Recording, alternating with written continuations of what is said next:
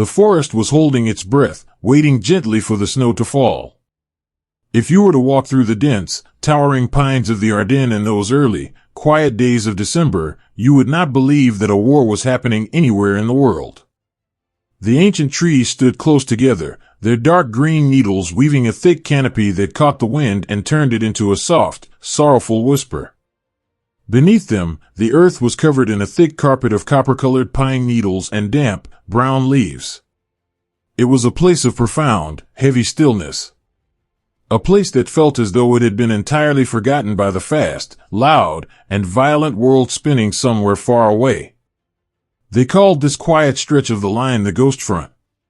It was a name spoken not with fear, but with a deep, echoing sense of relief. It was a sanctuary of timber and mist, a sleepy, rolling landscape where the war seemed to have simply paused to catch its breath. Into this quiet forest came the weary men. They arrived in the backs of canvas-covered trucks, their heads nodding with the heavy, undeniable weight of exhaustion. They were boys, really, though the dirt on their cheeks and the shadows under their eyes made them look like old men. For months, they had known nothing but the roar of the world, the biting sting of the autumn rain, and the deep, clinging mud that seemed to pull at their very souls. But here, as the trucks rumbled to a halt in the small, stone villages tucked between the hills, the world finally went quiet. When they stepped down onto the frost-hardened earth, you could almost hear the collective sigh that left their lungs. The tension that had held their shoulders rigid for so long began to melt away, dissolving into the crisp, cold air. They moved slowly, with the careful, gentle steps of men who are finally allowed to rest. In a withered farmhouse at the edge of a nameless village, a small group of soldiers gathered in a room that smelled faintly of old hay and sweet wood smoke. In the center of the room sat a heavy iron stove, its belly glowing with a warm, soft orange light. One by one, the men unfastened their heavy canvas webs. They leaned their rifles gently in the corner, treating them not as weapons, but as tired companions.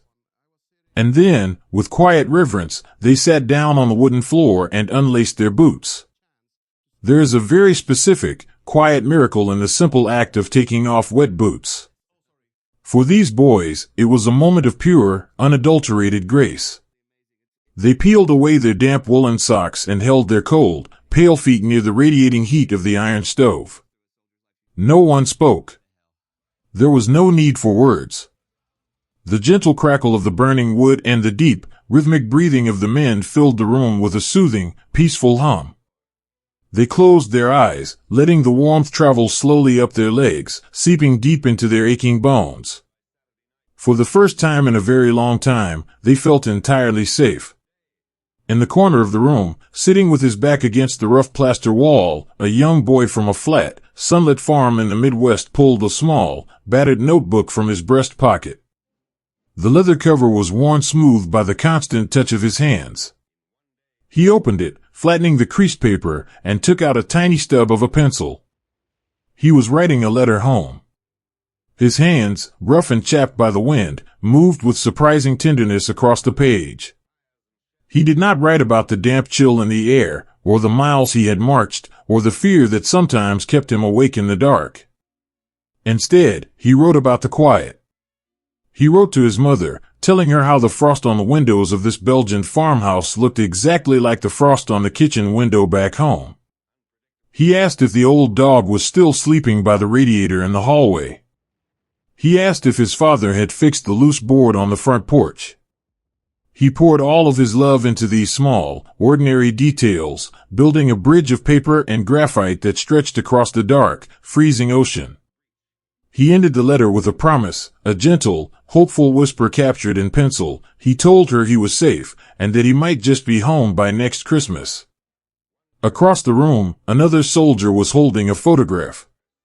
He didn't look at it constantly, he just held it in his palm, his thumb slowly tracing the frayed white edges. It was a picture of a young woman standing beneath a blossoming apple tree, her smile bright and immortalized in black and white. He closed his eyes and tried to remember the exact sound of her laugh.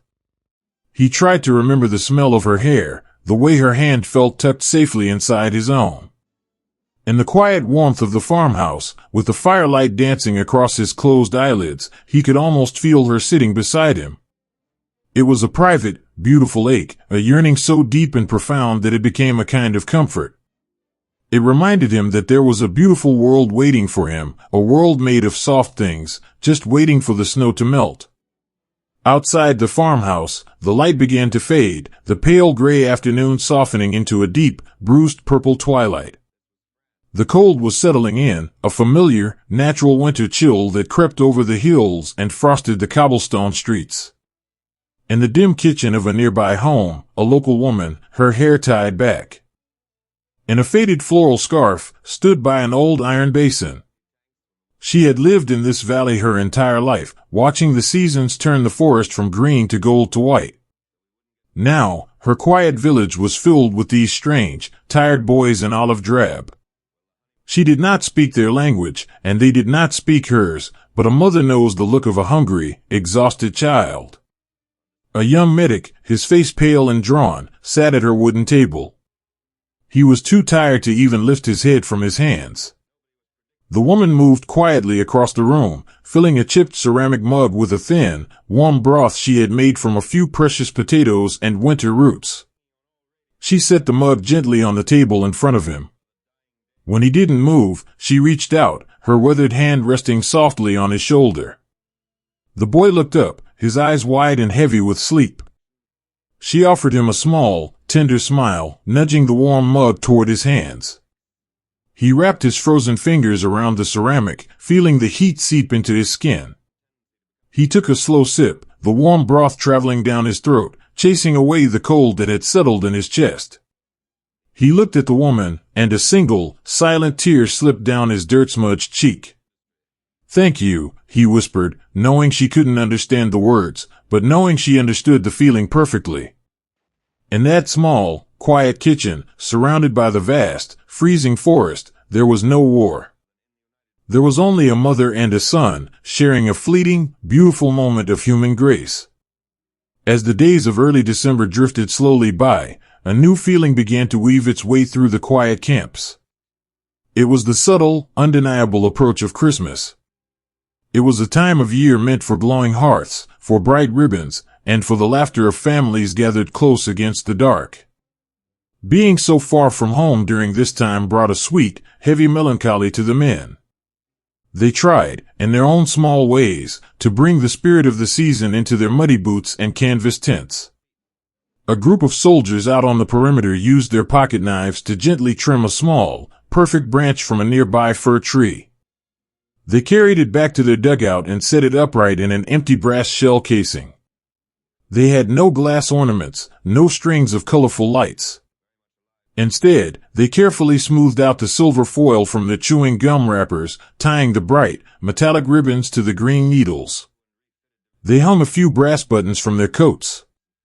It was a humble, fragile thing, but when the light of a match caught the silver foil, it sparkled with the magic of 1,000 memories.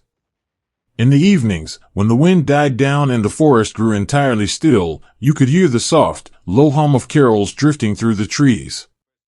Men sitting in their foxholes, staring up at the cold and different stars, would hum the notes of Silent Night under their breath. They didn't sing loudly, they sang it as a lullaby to themselves, the familiar melody wrapping around them like a warm blanket. They closed their eyes and pictured the candlelit services back home, the smell of melting wax, the sound of the choir rising into the vaulted ceiling. They dreamed of peace on earth, believing, with the innocent hope of youth, that they had finally found a small piece of it here in the quiet woods. There was a pervasive, comforting illusion that held them all in its gentle embrace. The belief that history had simply closed its eyes for the winter. The snow would fall, the cold would hold the world in a frozen, peaceful pause, and they would simply wait until the spring. The terrible things they had seen, the loud and frightening days, felt like a bad dream that had finally ended. They were safe here. That was the secret the ancient pines seemed to whisper as they swayed in the night air. You are safe here. Late one evening, the sky above the tree line grew heavy and pale. The stars vanished, hidden behind a thick, soft ceiling of gray clouds. And then, slowly, silently, the snow began to fall. It started as a few delicate flakes, drifting down like white feathers falling from the wings of a dove. They landed softly on the wooden roofs of the farmhouses, on the canvas hoods of the jeeps, on the shoulders of the sentries walking their quiet, lonely posts. The snow was mesmerizing, a hypnotic, gentle descent that turned the dark forest into a landscape of pure, shimmering white. The men watched the snow from the doorways of their billets, wrapping their arms around themselves against the chill. They smiled. The snow was beautiful. It covered the deep, ugly ruts left by the truck tires. It covered the brown, dead leaves. It softened the sharp edges of the world, burying the scars of the year beneath a clean, pristine blanket. It brought with it a silence so deep and profound that it felt like a blessing. The kind of silence that settles into your very soul and tells you to finally close your eyes. Inside the farmhouses and the warm dugouts, the fires burned low, turning from bright orange flames to soft, glowing red embers. The letters were folded carefully and tucked away into pockets. The photographs were kissed one last time before being returned to their places close to the heart. The men pulled their heavy, scratchy wool blankets up to their chins, burying their faces in the warmth of their own breath. One by one, the quiet conversations faded away. The soft humming of the Christmas carols drifted into silence. The heavy, exhausted eyelids finally closed. The men drifted into a deep, peaceful sleep, their chests rising and falling in slow, steady rhythms. They dreamed of home. They dreamed of their mothers, their fathers, their sweethearts. They dreamed of front porches bathed in summer sunlight, of quiet streets lined with elm trees, of kitchens filled with the scent of rising dough. Outside, the snow continued to fall, thicker and heavier now, a soft, silent curtain dropping over the Ardennes. It buried the roads. It buried the footprints. It wrapped the sleeping army in an insulated, freezing cocoon. The forest was perfectly still. The sentries leaned against the rough bark of the pines, their collars pulled high, their eyes growing heavy as they stared out into the beautiful, hypnotic white void. There was no sound. There was no warning. There was only the quiet, the snow, and the gentle, peaceful dreams of weary boys, sleeping entirely unaware of the massive, terrible shadow that was slowly, silently gathering in the dark woods just beyond the edge of the falling snow. The morning did not wake with the sun, it crept in through a thick, breathless fog. In the deep, ancient woods of the Ardennes, the dawn usually arrived with a soft, pale light that filtered gently through the frost-heavy branches of the pines. It would normally paint the snow in shades of lavender and rose, bringing a quiet promise of a new day. But on this morning, the sky refused to clear. Instead, a dense, freezing mist rolled down from the unseen ridges, spilling into the valleys and filling the spaces between the trees. It was a fog so thick, so completely white, that it erased the horizon entirely. It swallowed the narrow dirt roads. It hid the neighboring hills. It wrapped the resting soldiers in a heavy, blinding shroud, shrinking their entire world down to the few feet of snow directly in front of their eyes. The men woke slowly beneath this suffocating canopy. They stirred in their shallow dugouts and their hay-lined barns, pushing aside heavy, damp wool blankets. Their joints ached with the deep, penetrating cold that had settled into the earth overnight. As they breathed, thick plumes of white vapor rose from their lips, lingering in the completely still air. The profound, comforting silence of the night before had shifted. It was no longer the peaceful quiet of a sleeping forest. It was a heavy, expectant stillness. The woods were holding their breath. At first, it was the small, ordinary routines that began to unravel. In a small canvas command tent, tucked securely beneath the wide, drooping branches of an old spruce, a young soldier sat shivering beside a field telephone. He was a quiet boy, the kind who had spent his summers fixing radios on a dusty porch back in a world that felt entirely fictional now. He reached out with numb, stiff fingers to turn the crank on the side of the heavy leather case, waiting for the familiar, reassuring hum of a voice from the next outpost. He held the black receiver to his ear, closing his eyes, hoping to hear the crackle of a friend complaining about the cold. But there was no voice. There was only a hollow, sweeping hiss. It sounded like the wind blowing across an empty, frozen lake. He tried another line, turning the crank with a little more urgency, his breath clouding the cold metal. Nothing. The invisible threads of copper wire that tethered these isolated pockets of men to the rest of the army, to the rest of the world, had simply ceased to exist. He stepped out of the tent, pulling his collar high around his neck, and stared into the wall of fog. He found the black rubber wire where it snaked out from the canvas flap, and he began to follow it. His boots crunched softly in the fresh, untouched powder. He walked slowly, swallowed instantly by the mist, until he reached a point just inside the tree line. There, resting gently on top of a snowdrift, was the end of the line. It had not been snapped by the weight of falling ice. It had been cut clean through. He knelt in the snow, taking off his heavy glove to brush his bare fingertips against the frayed copper. The metal bit into his skin with the sting of the frost. He did not run back to the tent. He simply stayed there on his knees for a long, quiet moment, staring out into the impenetrable white void. A cold, heavy stone settled deep into his stomach. They were completely alone. Out on the edge of the forest, where the trees gave way to sloping, snow-covered fields, the sentries stood in their icy foxholes, staring into the mist. The fog played tricks on tired minds. A snow-draped bush became a crouching figure. The gentle sway of a pine branch looked like a rifle barrel lifting in the dark. The isolation was absolute and profound. Every pair of soldiers huddled in the frozen earth felt as though they had been entirely forgotten, left behind on a silent, floating island of snow. In one of these shallow pits, two young men sat shoulder to shoulder, pooling their meager body heat against the biting chill. One was a baker's son from a crowded city street, the other was a farm boy who knew the vast, empty plains. Here, wrapped in olive drab and shivering in the snow, they were brothers. They shared a single, dented tin of cold rations, passing it back and forth without a word. The food was tasteless and frozen, but the simple act of sharing it was a vital comfort. The city boy reached into the deep pocket of his coat and pulled out a single, crumpled cigarette. It was bent, the paper slightly damp, a fragile treasure he had been saving for a moment just like this. He placed it between his lips and struck a match. The tiny, brilliant flare of sulfur illuminated their faces for just a second, faces smudged with dirt, eyes hollowed by exhaustion, cheeks red with the wind.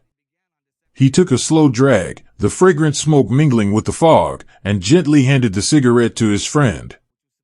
They whispered to each other, their voices barely carrying over the edge of their hole. They talked to keep the fear at bay, weaving a safety net of soft, familiar memories. The farm boy talked about the smell of his mother's kitchen on a Sunday morning, the way the sunlight would stream through the window and hit the flour on the wooden table. The city boy listened, closing his eyes, letting the gentle words carry him far away from the frozen dirt. They were anchoring each other, tying their hearts to the beautiful, ordinary world they had left behind. And then, the silence of the forest was finally broken. It was not the sharp, terrifying crack of a rifle, nor the whistling shriek of artillery. It was a feeling before it was a sound. A deep, low vibration that seemed to emanate from the very center of the earth. It traveled through the roots of the ancient pines, shivering the needles and sending tiny cascades of snow tumbling down from the high branches. Inside a nearby stone cabin, a group of medics sat around a small, wooden table. They watched in quiet, breathless fascination as the surface of the water in their metal canteens began to ripple. Tiny, perfect, concentric circles danced across the water, vibrating to the rhythm of something massive moving through the dark. The men looked at each other, their tired eyes wide in the dim light. There was no panic. They were too tired for panic. There was only a profound, silent understanding passing between them. The storm they had believed was an ocean away had somehow found them here, in this quiet, forgotten corner of the world. Through the dense, freezing veil of the mist, the shadows began to detach themselves from the tree line. They were silent, ghostly silhouettes, draped in white canvas snowcapes that made them nearly invisible against the winter landscape. They moved like phantoms, drifting through the pines without a sound, their footsteps swallowed entirely by the deep, powdery snow. It was a surreal, dreamlike vision. For a fleeting moment, a young sentry gripping his frozen rifle wondered if he was hallucinating, dreaming of winter spirits wandering through the woods. But the phantoms were real. The forest was suddenly, quietly alive with them. They were slipping through the gaps in the lines, crossing the frozen streams, materializing from the fog like a rising tide of pale gray and white. The terrifying realization washed over the scattered camps not as a sudden wave of chaos, but as a heavy, suffocating blanket. They were not just facing an attack, they were being surrounded. The quiet, peaceful ghost front had shattered, replaced by an encirclement so vast and sudden that it defied comprehension. The roads behind them were gone. The woods around them belonged to strangers. The sky above them was a lid of impenetrable gray clouds, offering no hope of rescue from the air. They were cut off, outnumbered, and entirely on their own in the freezing wilderness. Yet, in the face of this overwhelming shadow, there were no grand, dramatic speeches. There was no chaotic retreat. Instead, a quiet, almost heartbreaking resilience settled over the men in the snow. In a trench carved between the thick roots of a massive oak tree, an older sergeant noticed the violent trembling of a young private beside him. The boy was barely 18, his eyes wide and fixed on the moving shadows in the fog, his bare hands white-knuckled around the wooden stock of his weapon. The sergeant did not shout. He did not tell the boy to be brave or to stop shaking. Instead, he reached into his heavy woolen coat, his fingers fumbling in the cold, and pulled out a single, small piece of hard peppermint candy, wrapped in a crinkled piece of foil. He unrolled the foil slowly, the tiny metallic crinkle the only sound between them. He nudged the boy's arm gently and held out the candy. The young private looked at the small, striped sweet, then up at the sergeant's withered, calm face. The older man just offered a small, tired smile, a gentle nod of quiet reassurance. The boy took the candy, placing it on his tongue. The sharp, sweet taste of peppermint cut through the metallic taste of fear in his mouth. It was a tiny, fragile anchor to the normal world, a small, beautiful grace in the midst of a waking nightmare. Slowly, the boy's trembling began to ease. He took a deep, shuddering breath, the cold air filling his lungs, and turned his eyes back to the mist. He was still profoundly afraid, but he knew, in that quiet moment, that he was not alone. All across the frozen forest, similar quiet moments of heroism unfolded in the dark. Men reached into their chest pockets, their stiff fingers brushing against the letters they had written just the night before. They pressed them deep against their hearts, ensuring that the words meant for mothers, wives, and sweethearts were safe beneath layers of wool and canvas.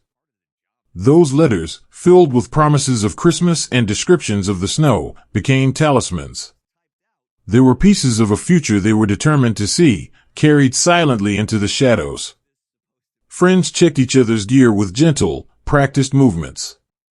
A hand reaching out to pull a frozen collar tighter around a buddy's neck. A canteen of semi-frozen water passed back and forth in the silence. They shared their ammunition, pressing cold brass cartridges into freezing palms without a single word spoken. The bonds between them, forged in mud and rain and exhaustion, crystallized in the freezing air, becoming far stronger than the encroaching shadows. They were ordinary men. Mechanics from dusty garages, farmers from quiet valleys, school teachers from brick city buildings. They were so cold it hurt to move, they were deeply isolated, and they were profoundly afraid. But they did not break. As the morning wore on, the fog did not lift. It only thickened, a heavy, suffocating curtain closing tighter around the scattered outposts and surrounded villages. The low rumble in the earth grew louder, joined now by the distant, muffled thuds of artillery falling somewhere out in the white void. The storm had finally broken, washing over the Ardennes in a tide of steel, hidden completely by the snow. But beneath the canopy of the ancient pines, the men stayed in their dugouts. They leaned against the frozen earth, feeling the vibration of the advancing army, and they simply waited. They listened to the wind howling softly through the upper branches, a lonely, sorrowful sound that seemed to mourn the end of the quiet. The snow began to fall again, large, heavy flakes drifting down from the gray sky, covering the fresh tracks in the woods, slowly burying the world in a pristine, indifferent white. They sat in the shadows, holding their breath, their eyes fixed on the mist. The peaceful sanctuary of the forest had vanished, replaced by a cold, shrinking cage. But in the quiet darkness of the snow-covered trenches, they found a quiet, beautiful strength. It was the strength of men who have nowhere left to go, and nothing left to do but stand softly beside the person next to them, holding onto the memories of home, and facing whatever was walking toward them out of the snow. The roads leading away had all turned to white, leaving only an island of stone lost in a sea of frozen fog. If you were to look down upon the old market town from the heavy, gray clouds above, it would seem as though a pale, unbreakable ring had been drawn around its edges. This was a place built for peaceful winters, a gentle collection of brick and slate nestled deep within a valley of ancient pines. It was a town meant for smoke drifting lazily from chimneys, for the smell of baking bread, and for the sound of church bells calling softly through the frost. But now, the world had shrunk. The winding roads heading south, east, west, and north were swallowed by the whiteout, occupied by shadows they could no longer see. They were entirely encircled. The invisible threads connecting them to the rest of the world had been gently, but firmly, severed. When the realization settled over the men, when they understood that no trucks would be driving up the road with hot food, that no letters would arrive, and that no one could simply walk away, there was no sudden panic.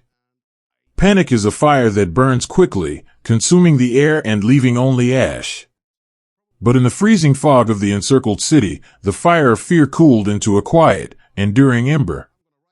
It was a shared resolve, unspoken and deep, that bound them together in the snow. They were trapped, yes. But they were trapped together. And in that simple, profound truth, they found a gentle, heartbreaking comfort. The town itself became a living, breathing shelter. The claustrophobia of the fog pressed against the window panes, a swirling curtain of white that hid the trees and muffled the sounds of the war, making the entire world feel no larger than a single room. Beneath the narrow, cobblestone streets, and the dark and damp cellars of the local homes, a different kind of quiet heroism was unfolding. The townspeople, who had lived in these valleys for generations, opened their subterranean sanctuaries to the weary strangers in olive wool. Down in the dim light of a flickering candle, the lines between soldier and civilian gently dissolved.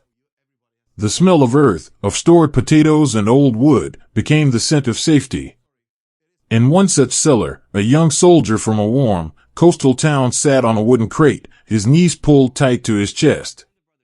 He was shivering, a deep, rhythmic tremor that he could not control. His thin field jacket offered no defense against the damp, biting chill of the stone walls. Across the small, vaulted room, an elderly woman watched him. Her face was a map of soft wrinkles, her eyes kind and knowing. She spoke no English, and he knew not a word of her language. But the language of the cold is universal. Slowly, she stood up, moving with the gentle ache of age, and walked to a heavy wooden trunk in the corner.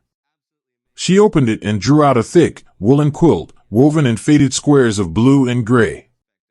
It smelled of lavender and old dust, a smell of profound peace. She crossed the room and, without a word, draped the heavy quilt over the young man's trembling shoulders. She tucked the edges around his neck, her hands brushing softly against his frozen cheek. The soldier looked up at her, his eyes welling with tears he was too tired to shed. He managed a small, trembling smile, a silent expression of a gratitude so deep it hurt his chest. Beneath the weight of the quilt, he closed his eyes and allowed himself, just for a moment, to remember the feeling of his own mother tucking him in on a rainy night. Above ground, the local church had been transformed into a sanctuary of a different kind. Its wooden pews had been pushed against the walls to make room for the wounded, who lay in neat, quiet rows on the cold stone floor. The stained glass windows had been shattered, and through the empty lead frames, snowflakes drifted lazily down, landing on the altar and melting against the faces of the sleeping men. The medic moving among them was little more than a boy himself, though the profound exhaustion in his eyes made him look like an old man. His hands, stained with iodine and dirt, moved with a gentle, practiced grace. But his canvas bag was nearly empty. He had no more medicine to ease the pain, no more fresh bandages to bind the wounds. He had only himself. He knelt beside a soldier who was staring up at the vaulted ceiling, lost in a fever dream. The wounded man's lips were cracked, murmuring something soft about a porch swing and a summer breeze. The medic had nothing left to give him but water. He reached outside the broken window, gathering a handful of pure, white snow, and let it melt in his metal cup. He leaned close, whispering soft, meaningless words of comfort, the kind of gentle hum a parent uses to soothe a frightened child, as he brought the rim of the cup to the man's lips. "Just a little sip," the medic whispered, his voice smooth and calm in the echoing church. "Just a little water. You're doing fine. Just rest your eyes." He stayed there long after the water was gone, simply holding the wounded man's hand in the dark. In a world that had stripped him of every physical comfort, the mere touch of another human being became a powerful, healing grace. It was a promise made in the silence: "I am here. You are not alone." Out on the very edge of the city, where the brick buildings gave way to the open, windswept fields, the perimeter was held by men living in shallow holes carved into the frozen earth. The ground was so hard it rang like iron when they struck it, so they dug no deeper than they had to, settling into the frosty dirt and pulling their collars up against the biting wind. The fog here was thickest, leaving the men staring into an endless, empty void. The cold out on the line was a physical weight. It numbed the toes, stiffened the fingers, and slowed the mind. To keep it at bay, the men shared absolutely everything. In a small foxhole overlooking a snow-drifted road, two soldiers huddled shoulder to shoulder, pooling their body heat in a desperate attempt to stay warm. One of them reached into his pocket and pulled out a single, crumpled cigarette, a rare and precious treasure in the encircled city. He lit it, shielding the tiny, orange flame with his cupped hands, and took a slow, deep pull. He did not keep it for himself. He passed it gently to his friend. The glowing ember illuminated their faces in the whiteout for just a second, faces smudged with dirt, eyes heavy with sleep, cheeks hollowed by hunger. But in that brief, warm amber light, there was a profound tenderness. They passed the cigarette back and forth in silence, the fragrant smoke mingling with the steam of their breath, a silent communion of shared hardship. They began to whisper to each other to keep the sleep away, because to sleep in that cold was a dangerous thing. They didn't talk about the shadows and the trees. They didn't talk about the dwindling ammunition or the rumbling in their empty stomachs. They talked of gentle, faraway things. A boy from the city whispered about the smell of roasted chestnuts on a snowy street corner. A farm boy from the plains talked about the way the wheat looked when the wind blew across it in the late afternoon sun. Their voices were soft, poetic threads cast out into the freezing night, weaving a tapestry of home that kept their spirits safely tethered to the world. As the days blurred together, marked only by the shifting shades of gray in the sky, the isolation deepened. The mail had stopped long ago. The letters from home, those fragile paper lifelines, were cut off. In the quiet moments between the distant thuds of artillery, the men wrote letters in their minds. They composed beautiful, aching paragraphs to their wives, their sweethearts, their parents. Sitting against a stone wall, a young lieutenant closed his eyes and wrote to his wife. He did not tell her about the cold, or the fog, or the feeling of the walls closing in.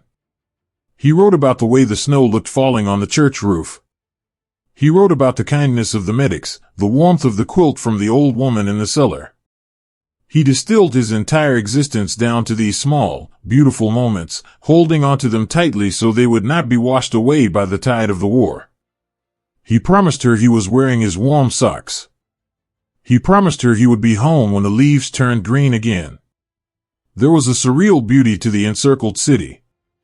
When the wind died down and the snow fell in large, heavy flakes, the town looked like a fragile snow globe that had been shaken and set down on a quiet mantelpiece. The ruins of the outer buildings were softened by the white powder. The scarred earth was made smooth and clean. The men looking out from their foxholes would sometimes lose themselves in the hypnotic drift of the snowflakes, a gentle, falling curtain that seemed to whisper of peace. They were hungry. They were freezing. They were surrounded by an ocean of danger. Yet, there was no despair in their quiet voices. There was only a calm, enduring patience. They knew that somewhere, out beyond the gray horizon, beyond the fog and the frozen pines, someone was coming for them. They didn't know when, and they didn't know how, but they held on to that belief like a hidden flame in the center of their chests. Until then, they would simply wait. They would share their last drop of water. They would pass the single cigarette. They would hold the hands of the wounded in the dark, shattered church. They would wrap themselves in the quilts of strangers and dream of the summer sun. As twilight descended once more, turning the gray fog into a deep, velvety black, the encircled city seemed to draw a collective, quiet breath. The men settled deeper into the earth, leaning against one another, their hearts beating in a slow, steady rhythm against the cold. The town was an island in a frozen sea, cut off from the light, but burning with a quiet, undeniable warmth from within. It was the warmth of ordinary men holding the line with nothing but their fragile, beautiful humanity, waiting softly in the snow for the sky to clear. A single, heavy ring of a telephone cut through the quiet dark, a sound that carried the weight of 1,000 miles. In a grand, dimly lit room in a city far from the falling snow, a fire was burning low in a stone hearth. The embers cast a soft, pulsing orange glow across the heavy oak table that dominated the space. Spread across this table was a map, its edges worn soft from being rolled and unrolled 100 times. The paper was covered in gentle, sweeping lines of blue and red, tracing the contours of rivers, the edges of forests, and the quiet, winding roads of the Ardennes. The general stood over the map, the heavy brass receiver of the telephone pressed to his ear. The world knew him as a man of loud thunder, a commander of roaring engines and unyielding momentum. But in this quiet, solitary moment in the middle of the night, there was no shouting. There were no dramatic speeches. There was only the hushed, crackling voice on the other end of the line, carrying the news of the encircled men in the north. They were trapped in the whiteout, surrounded by the shadows, waiting for a miracle. The general closed his eyes, listening to the hum of the wire. He slowly let out a breath, a quiet sigh that seemed to carry the entire weight of the winter war. He placed his hand flat against the map, his fingers tracing the vast, impossible distance between his own resting army and the small, desperate island of town in the freezing fog. To save them, he would have to do the impossible. He would have to stop an entire army in its tracks, turn it north into the teeth of the winter storm, and march. When he finally spoke, his voice was low and calm, a soft murmur in the empty room. He made a promise into the telephone, a promise that he would bring his men to the rescue. He gently returned the receiver to its cradle, the quiet click echoing in the stillness. He stood there for a long time, staring at the map, feeling the profound, heavy burden of command. He knew exactly what this order meant. It did not just mean moving pens on a piece of paper. It meant reaching into the quiet, dark places where his weary boys had finally found warmth, and asking them to stand back up in the cold. The order rippled out from that quiet room like a stone dropped into a still, black pond. It traveled invisibly along miles of copper wire, humming through the freezing air. It reached the switchboards in the basements of old farmhouses, where exhausted operators with heavy eyelids plugged and unplugged the canvas-covered cords. It was passed from tired voice to tired voice, a whispered secret moving through the night. Pack it up. We're moving north. Down in the valleys, in the small, snow-covered villages where the men had been sent to rest, the world was entirely peaceful. Inside an ancient stone barn, the air was thick with the sweet, dusty smell of old hay and the comforting warmth of a dozen sleeping bodies. The men were packed closely together on the wooden floorboards, wrapped tight in their scratchy olive blankets. For the first time in what felt like a lifetime, they were dry. The agonizing ache of the deep mud had slowly seeped out of their bones, replaced by the heavy, beautiful gravity of true sleep. In the corner, an iron stove radiated a soft, generous heat. A row of stiff leather boots sat in a neat line beside it, thawing slowly in the orange glow. Above the stove, damp woolen socks hung from a piece of twine, releasing faint, lazy ribbons of steam into the rafters. One young soldier, a boy who had spent his childhood reading books by a sunny window, was lost in a deep, gentle dream. He was dreaming of his mother's kitchen, of the smell of cinnamon and rising dough, of the sound of the screen door clapping softly in the summer breeze.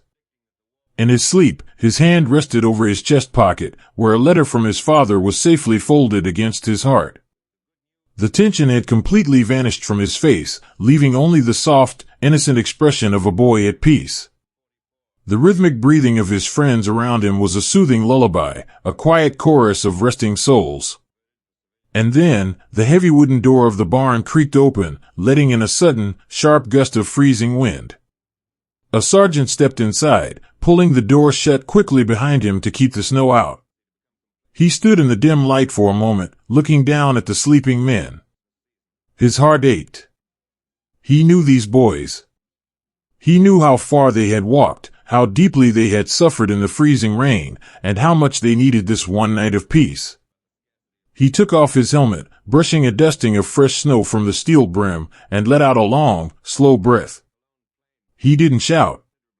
He didn't blow a whistle. He simply walked to the center of the room, his boots stepping softly on the wooden floor.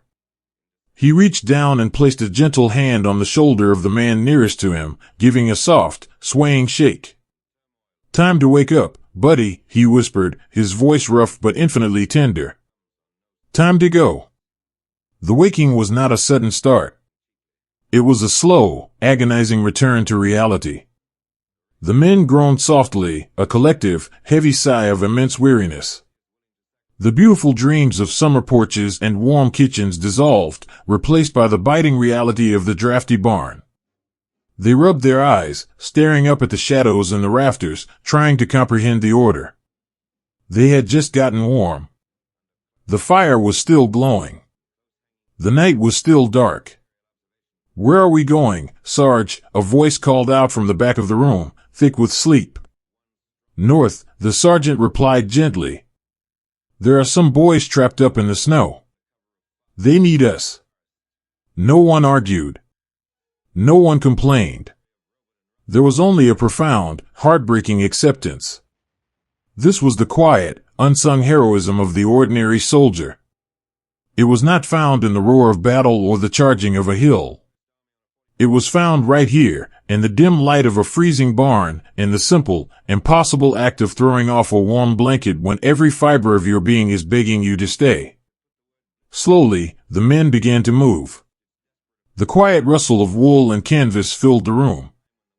They reached for their boots, their hands brushing against the stiff, cold leather. Putting the boots back on was the hardest part. The leather had stiffened in the cold air near the door, and pushing their warm, dry feet back into those heavy shells felt like stepping back into the nightmare. They tied the damp laces with numb, clumsy fingers, pulling them tight against the chill. They began to pack their small, fragile lives away. The young boy who had been dreaming of his mother's kitchen gently folded the edges of his blanket, rolling it into a tight, neat bundle. He reached into his pocket to make sure the letter from his father was still there, patting the canvas just once for luck. Another man, an older soldier with deep lines around his tired eyes, carefully wrapped a small, silver-framed photograph of his daughter in an extra pair of dry socks, placing it deep inside his pack where the snow couldn't reach it. They moved with a quiet, synchronized grace, helping one another in the dark. A canteen was passed around, offering a cold sip of water to clear the sleep from their throats. A hand reached out to help fasten the heavy straps of a canvas pack onto a buddy's shoulders. They shared the last of their dry tobacco, rolling fragile cigarettes and lighting them in the dim glow of the dying stove. The soft orange embers reflected in their eyes for a brief moment before fading away. When they were fully dressed, weighed down once more by their rifles, their helmets, and their heavy coats, they stood in a loose circle around the warmth of the stove. They lingered there for just a few seconds longer, stretching their cold hands out toward the fading heat. They memorized the feeling of it, storing the warmth deep inside their memories to carry with them into the freezing unknown. The sergeant looked at his men, offering a small, sad smile. "Let's go, boys," he whispered. One by one, they turned away from the fire and walked toward the heavy wooden door. When it swung open, the cold hit them like a physical blow, stealing the breath from their lungs. The wind howled softly, sweeping a fresh drift of snow across the threshold. Outside, the night was pitch black, a vast, freezing wilderness entirely devoid of light. They stepped out into the snow, their boots crunching softly in the fresh powder. The air was so cold it burned their throats with every breath, puffing out in thick, white clouds that vanished instantly into the dark. They formed a line in the narrow, snow-choked street, standing shoulder to shoulder with the men from the other barns and the other cellars. Thousands of tired boys, pulled from their warm dreams, standing quietly in the freezing night. Before the order to march was given, the young boy looked back over his shoulder. He looked at the heavy wooden door of the barn, still cracked open just an inch, spilling a tiny, beautiful sliver of orange light out onto the snow. He stared at that light, thinking of the warm stove, the dry floorboards, and the gentle dream he had left behind. He let out a long, heavy sigh, watching his breath float up toward the invisible stars. Then, he turned his face forward, facing the dark, endless road leading north. He pulled his collar up high against the biting wind, lowered his head, and took the first step into the snow. The line of weary men began to move, a silent, rhythmic procession of heavy boots and shivering shoulders, marching away from the warmth, carrying the quiet burden of an impossible rescue, and walking softly into the heart of the winter storm. The road was a ribbon of black ice, winding silently through a forest that seemed to have no end. To turn an entire army in the dead of winter is not simply a matter of drawing a new line on a map. It is a profound, agonizingly slow migration of ordinary men pushing against the very limits of the earth. In the absolute pitch black of the night, the winding, narrow roads of the Ardennes were choked with mud that had frozen into jagged, iron-hard ridges. And yet, along these invisible pathways, a miraculous, quiet movement was taking place. Thousands upon thousands of weary boys, who had just been pulled from their warm dreams, were turning their shoulders into the freezing wind and walking north. There was no grand, swelling music to accompany them. There were no cheers, no flags waving in the dark. There was only the sound. It was a rhythmic, hypnotic sound that filled the valleys and echoed softly against the trunks of the ancient pines. The low, rumbling growl of heavy truck engines, grinding in their lowest gears. The soft, metallic clinking of canteens against canvas belts. And the steady, endless crunch of leather boots breaking through the crust of the snow. Left, right. Left, right. A heartbeat of 100,000 men, pulsing through the freezing night. In the canvas-covered cab of a transport truck, a young man from a bustling factory town in Michigan gripped a steering wheel so cold it felt like solid ice. He was a driver, one of the countless, unseen heroes tasked with navigating these massive, heavy machines over treacherous, winding paths. He could not use his headlights. To show a light in the dark forest was to invite danger. Instead, he drove by the faint, eerie glow of tiny, slit blackout lights, which offered nothing more than a pale, ghostly suggestion of the road ahead. He had to steer by feeling the subtle shifts of the tires, by listening to the groan of the axles, and by the sheer, desperate instinct of a boy who simply refused to quit. His hands, clad in thick, stiff leather gloves, ached with a deep, throbbing cold. He blinked his eyes slowly, fighting a wave of exhaustion so heavy it felt like a physical weight pressing down on his chest. Beside him on the bench seat, his co-driver was fast asleep. The younger boy's head rested against the freezing glass of the passenger window, his breath leaving a circle of white frost on the pane. The driver did not wake him. He knew how precious those few moments of rest were. Instead, he reached over with one numb hand and gently pulled the boy's thin, wool blanket higher over his shivering shoulders, tucking it softly against his neck. To keep his own eyes open, the driver retreated into his mind. He did not think about the black ice beneath his tires or the steep, invisible drop-offs at the edge of the road. He thought about a small, brightly lit diner back home. He pictured the warm, golden light spilling out onto the sidewalk. He remembered the smell of fresh coffee and cherry pie, and the sound of the bell above the door ringing as his sweetheart walked in.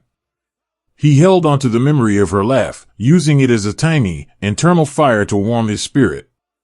He hummed a soft, slow tune under his breath, a gentle lullaby for his sleeping friend and a tether to the world he was fighting to return to. Behind and beside the crawling trucks, the infantry walked. They were a slow, winding river of olive drab, moving like a shadow through the trees. When you walk in the dark for that long, surrounded by the freezing fog, the world shrinks down to an incredibly small space. For a young farm boy from the open plains, the entire universe consisted of the snowy heels of the man walking directly in front of him. He watched those heels lift and fall, mesmerized by the rhythm. If the boots in front of him stopped, he stopped. If they moved, he moved. He was so tired that he was essentially sleeping while standing up, his body moving purely on muscle memory and an unspoken, unbreakable bond with the men around him. The wet wool of his heavy coat weighed him down. The canvas straps of his pack dug deeply into his aching shoulders. His toes had long since gone numb in his damp boots. But he did not stop. The cold was a shared, invisible enemy that bound them all tightly together. In the brief, fleeting moments when the column would halt, perhaps because a truck ahead had slipped on the ice, or a bridge was being carefully checked in the dark, the men did not sit down. To sit in the snow was to invite the sleep that you might not wake up from. Instead, they leaned against one another. 3 or 4 boys would huddle together in the middle of the road, resting their heavy helmets against their friends' shoulders, cooling their meager body heat. They stood like quiet, exhausted statues in the falling snow, breathing in unison, drawing strength from the simple, profound comfort of not being alone. When the line began to move again, there were no shouted commands. A soft murmur would pass down the ranks, a gentle nudge from a friend. "Let's go, buddy. Time to walk." And they would heave their weary bodies forward once more, leaning into the wind. The journey was not just a battle against the winter, it was a battle against the earth itself. At the base of a particularly steep, winding hill, the icy mud proved too much for the worn tires of a supply truck. The heavy tires spun uselessly, whining against the black ice, sliding backward down the incline. The infantrymen walking beside the road did not groan or complain. They did not wait for an order. Slowly, quietly, a dozen men broke away from the marching line. They walked behind the stalled truck, placing their freezing, gloved hands flat against the cold metal of the tailgate. They dug the toes of their boots into the ice. And then, together, they pushed. They strained in the darkness, their breath pluming in massive white clouds, their muscles burning with the effort. They pushed until the tires caught the edge of the frozen ruts, until the engine caught its breath, and the heavy truck slowly crested the hill. The driver looked back through his side mirror, offering a single, silent nod of profound gratitude into the dark. The men simply nodded back, wiping the snow from their faces, and fell right back into the rhythm of the march. It was an act of pure, quiet heroism. It was the everyday miracle of ordinary men carrying one another through the impossible. Miles down the winding road, at a desolate, unnamed intersection deep in the woods, a lone figure stood in the freezing mist. He was a military policeman, tasked with guiding the massive, nocturnal migration through the confusing web of forest roads. He had been standing there for hours, the snow piling up on his shoulders and the brim of his helmet. He held a small, heavy metal flashlight fitted with a dim red lens.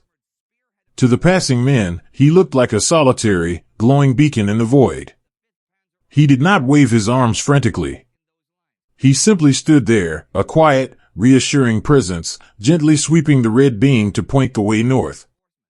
As the tired boys trudged past him, their heads bowed against the wind, he spoke to them. His voice was soft, muffled by the thick wool scarf wrapped around his face, but it carried perfectly through the silent, frozen air.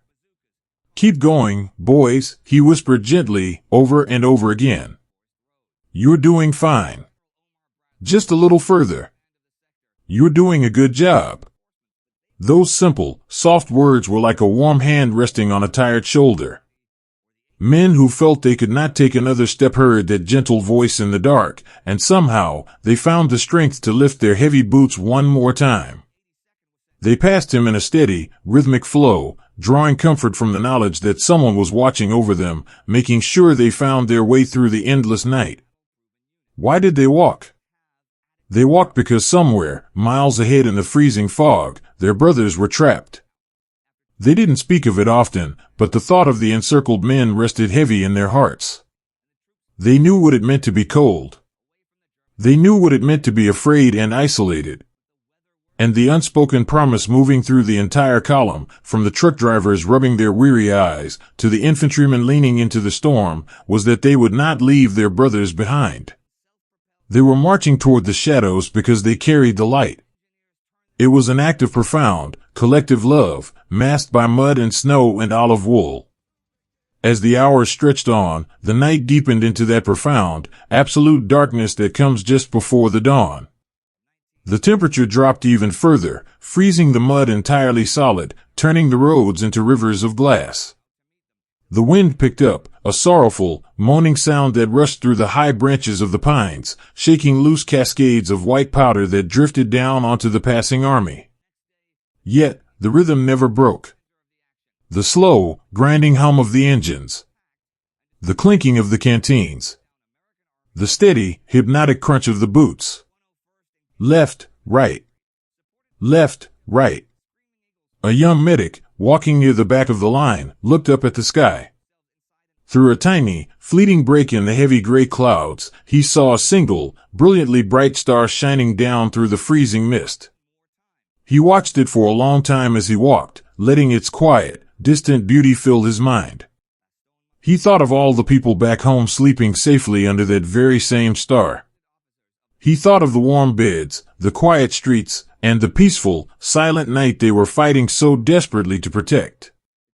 He lowered his head, feeling a strange, gentle sense of peace wash over his exhausted body. The impossible turn was happening. Mile by slow, agonizing mile, the army was shifting its weight, moving through the darkest hours of the winter. They were a ribbon of humanity, a quiet, unstoppable force of ordinary boys, walking softly and steadily through the snow, carrying the hope of the morning into the deepest shadows of the night. Every breath they took became a fragile, white ghost in the freezing dark. If you stood perfectly still by the side of the winding forest road and watched them pass, you would not see an army of conquerors. You would see a slow, quiet river of weary boys, moving through a world made entirely of ice and shadow. The cold of the Ardennes in the deep winter was not simply a drop in temperature, it was a living, breathing presence. It was an entity that wrapped its invisible arms around the ancient pines and settled heavily onto the shoulders of the marching men. It crept through the tightly woven wool of their coats, slipped beneath the collars of their shirts, and painted a delicate layer of white frost on their eyebrows and lashes.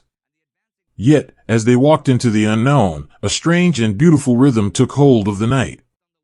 It was the rhythm of thousands of leather boots breaking through the hardened crust of the snow. A soft, endless crunch, followed by a muffled thud.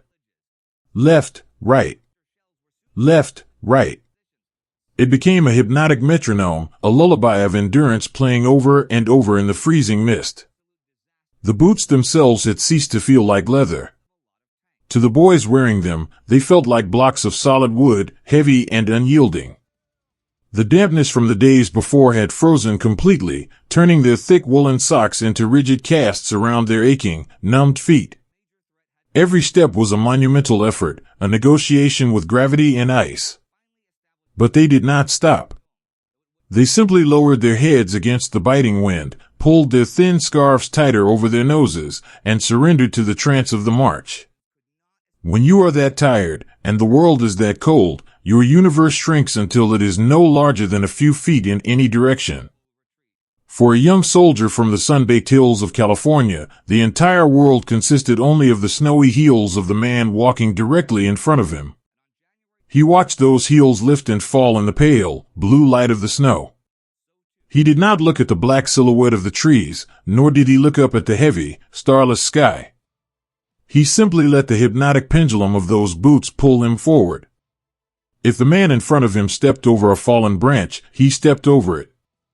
If the man in front of him swayed slightly to the left to avoid a frozen rut, he swayed to the left. They were no longer individuals navigating a dark forest.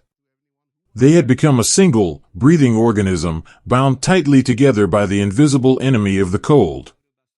As they walked, their breath rose in steady, rhythmic plumes of white vapor. The damp air caught the warmth escaping from their lungs and turned it into a thick, silvery mist. Looking down the long, winding line of the column, you could see this river of breath hovering just above their steel helmets, tangling in the low-hanging branches of the spruce trees.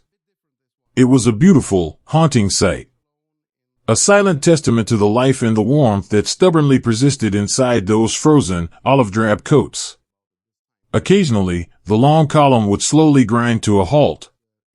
Perhaps a truck had slid on the ice somewhere miles ahead, or a bridge over a frozen stream needed to be checked in the dark. In these moments of stillness, the cold was most dangerous. It whispered to the men, inviting them to sit down in the soft, inviting snow banks. It promised them that if they just closed their eyes for a minute, the pain in their legs would go away. But they knew better. To sit was to invite a sleep that they might never wake from. Instead, they found their comfort in each other. During one of these quiet pauses, 3 soldiers stood huddled together on the edge of the road, the wind swirling the loose powder around their ankles. They leaned inward, their heavy helmets gently bumping against one another, forming a small, human tent to block the wind. One of the men, his fingers stiff and clumsy, reached deep into an inner pocket and retrieved a single, slightly crushed cigarette. It was a miracle that it was dry. The process of lighting it was a delicate, reverent ceremony. The man took off his heavy outer glove, exposing a hand that was red and chapped by the wind. Another soldier turned his back to the breeze, opening his coat slightly to create a tiny haven of still air. A third man struck the match. For one brief, beautiful second, a golden flare illuminated their faces in the dark. It showed the deep shadows under their eyes, the smudges of dirt on their cheeks, and the stark, exhausted lines drawn by the winter. But in that soft, amber glow, there was also a profound tenderness. The flame caught the paper, the tip glowed a bright, cherry red, and the match was quickly shaken out, plunging them back into the blue darkness. The soldier took a slow, deep pull, letting the warm smoke fill his chest before exhaling a long, thin stream that mingled with the winter fog. He did not keep the comfort for himself. With a gentle nudge, he passed the cigarette to the man beside him. They passed it back and forth in absolute silence, the tiny orange ember passing from hand to hand like a sacred talisman. They didn't need to speak. The shared warmth, the familiar scent of the tobacco, the simple act of providing a small grace to a friend in the middle of a frozen wasteland, it said everything that needed to be said. They were brothers, holding back the dark together. When the whisper to move on finally rippled down the line, they dropped the tiny, fading ember into the snow, listening to the soft, immediate hiss as it died. They adjusted their heavy canvas packs, bumped shoulders one last time, and stepped back into the hypnotic rhythm of the march. As the deep hours of the night stretched on, the physical toll became almost too much to bear. The body simply wanted to quit. In the middle of the column, a young boy from a crowded city street suddenly faltered. His foot caught the edge of a deep, frozen tire track, and his knees simply gave way. He began to slip sideways, his heavy rifle pulling him toward the soft, deceptively gentle white drift at the side of the road. His eyes fluttered shut. He was so incredibly tired. The snow looked like the softest feather bed he had ever seen. But he did not fall. Before his knees could strike the ice, a strong, thick arm wrapped securely around his chest. The soldier marching beside him, a quiet farmer who had not spoken more than 10 words all evening, caught him. He pulled the young boy upright, pressing him against his own side to steady him.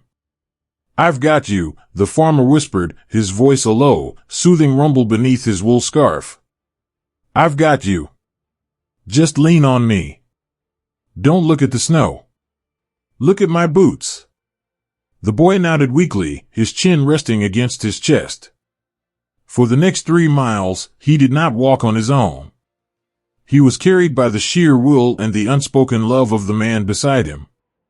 They moved awkwardly, 2 men lashed together by the storm, their shoulders pressed tight, sharing the burden of the weight and the biting wind.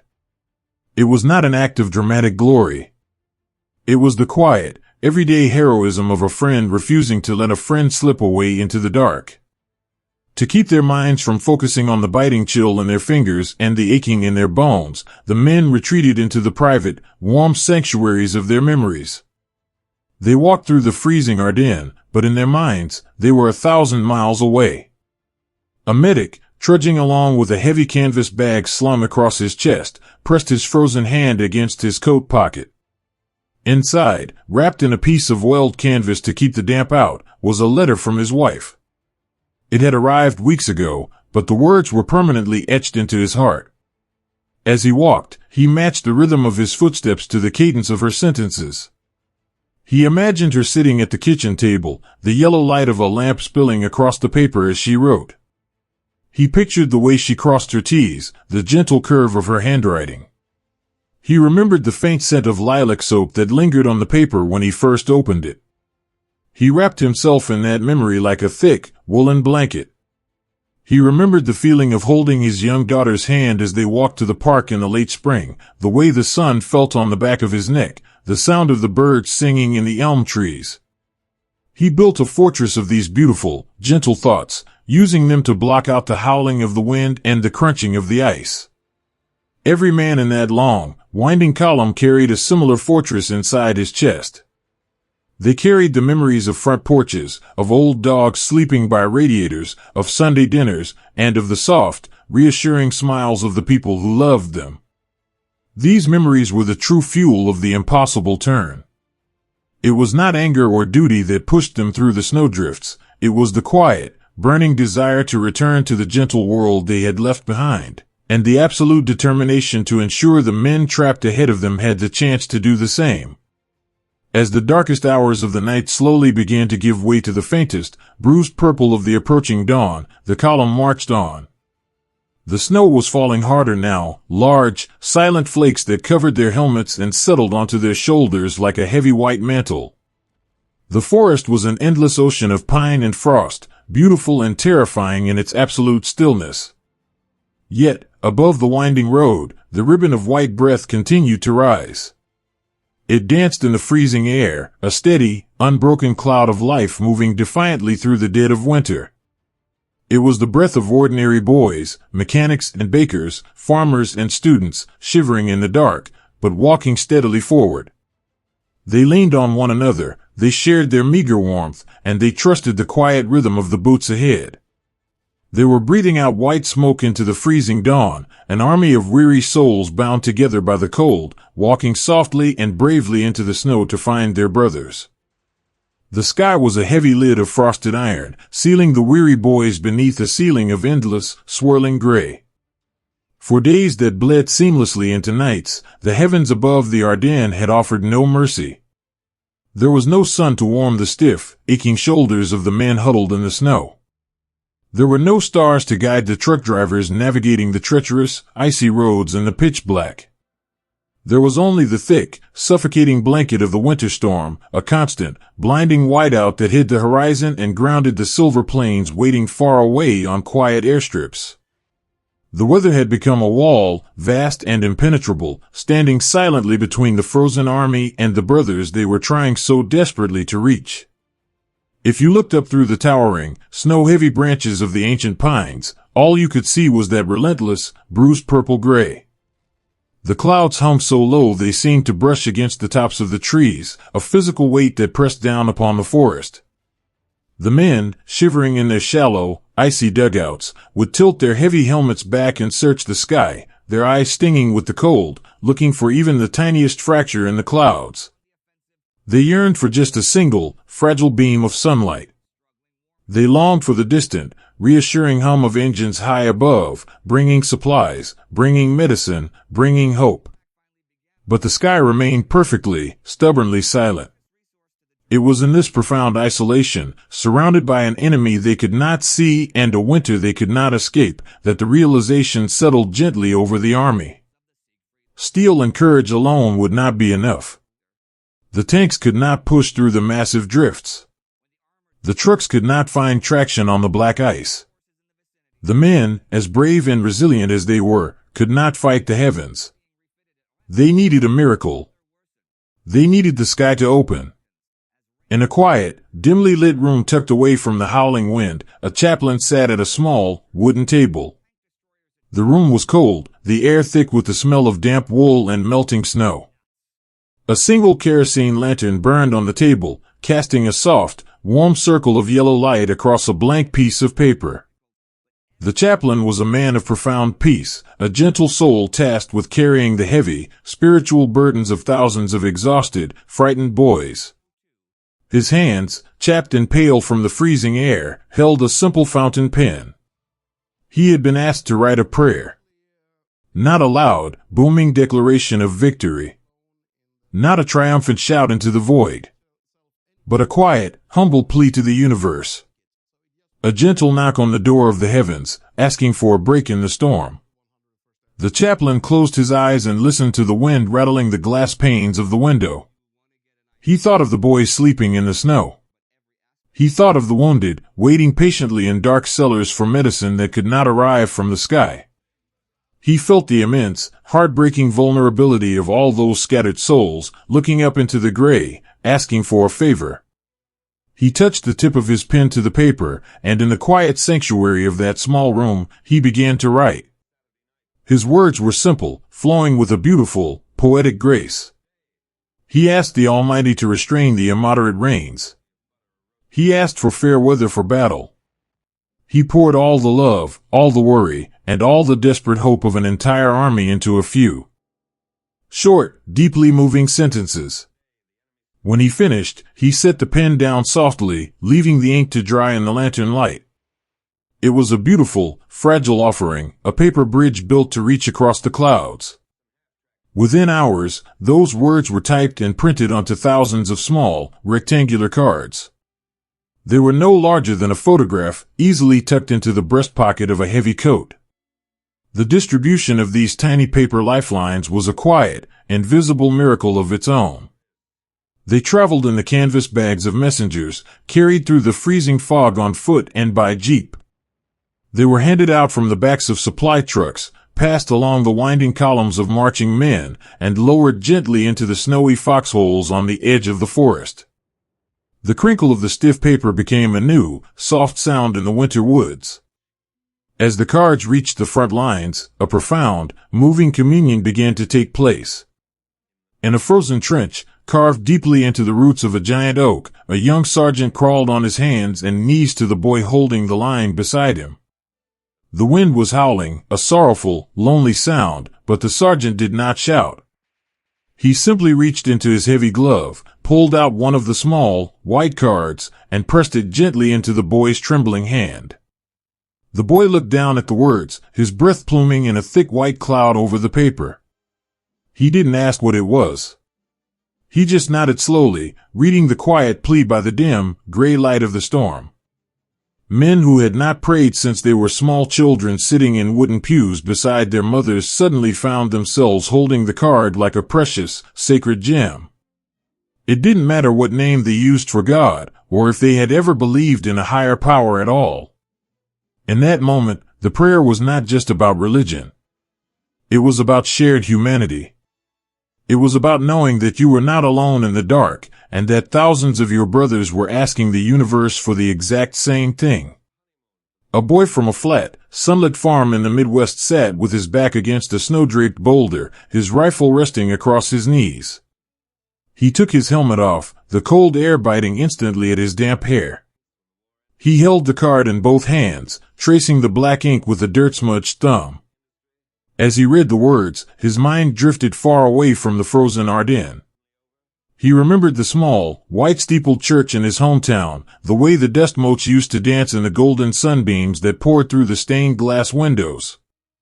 He remembered the soft, comforting cadence of his father's voice reading the evening grace. He closed his eyes and whispered the words on the card into the wind, a gentle, floating lullaby sent up into the gray. He was just a boy, asking the sky to let the sun shine again. Miles away, in the shattered ruins of a stone village, a weary medic stood in the center of a roofless church. The snow drifted down through the open rafters, landing softly on the rows of wounded men wrapped in thin, gray blankets. The medic was so tired his bones ached with a deep, throbbing rhythm. He had nothing left in his canvas bag.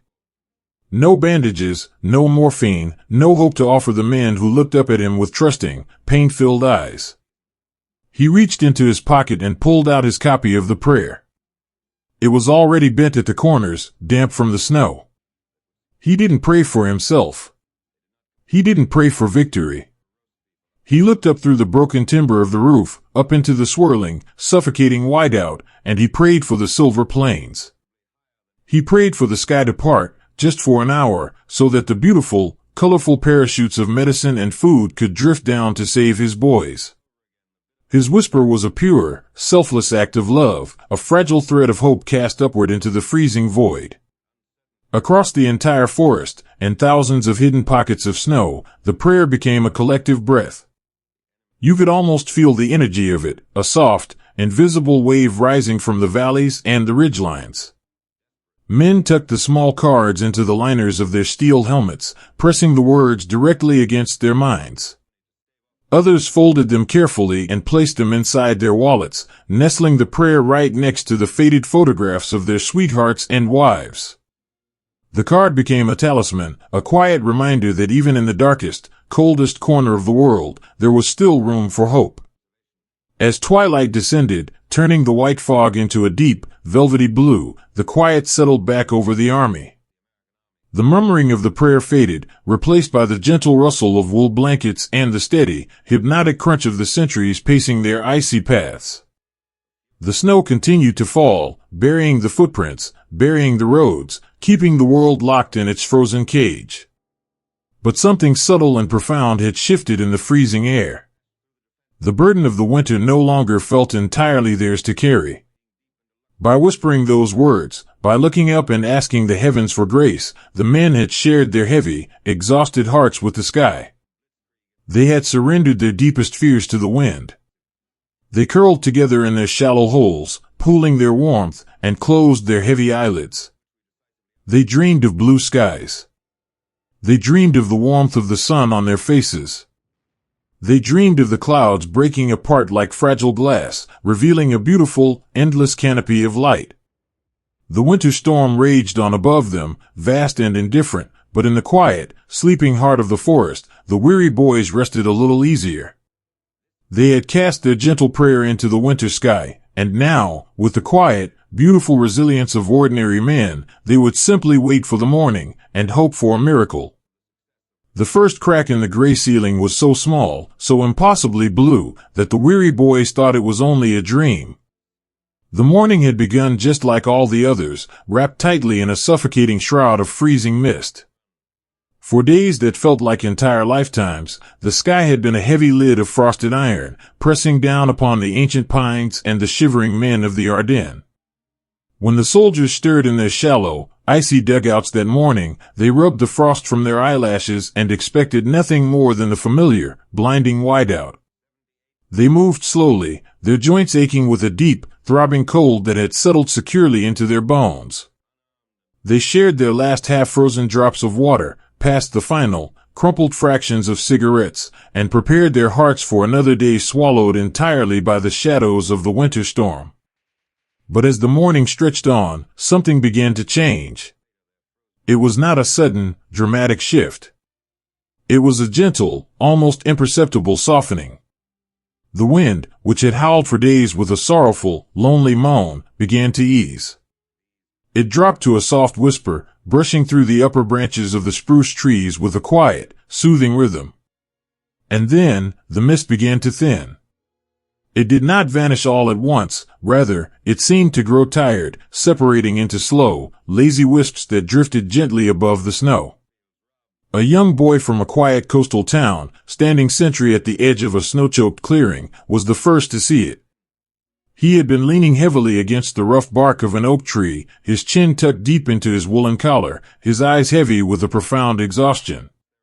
He slowly lifted his head, blinking against the pale light, and looked up.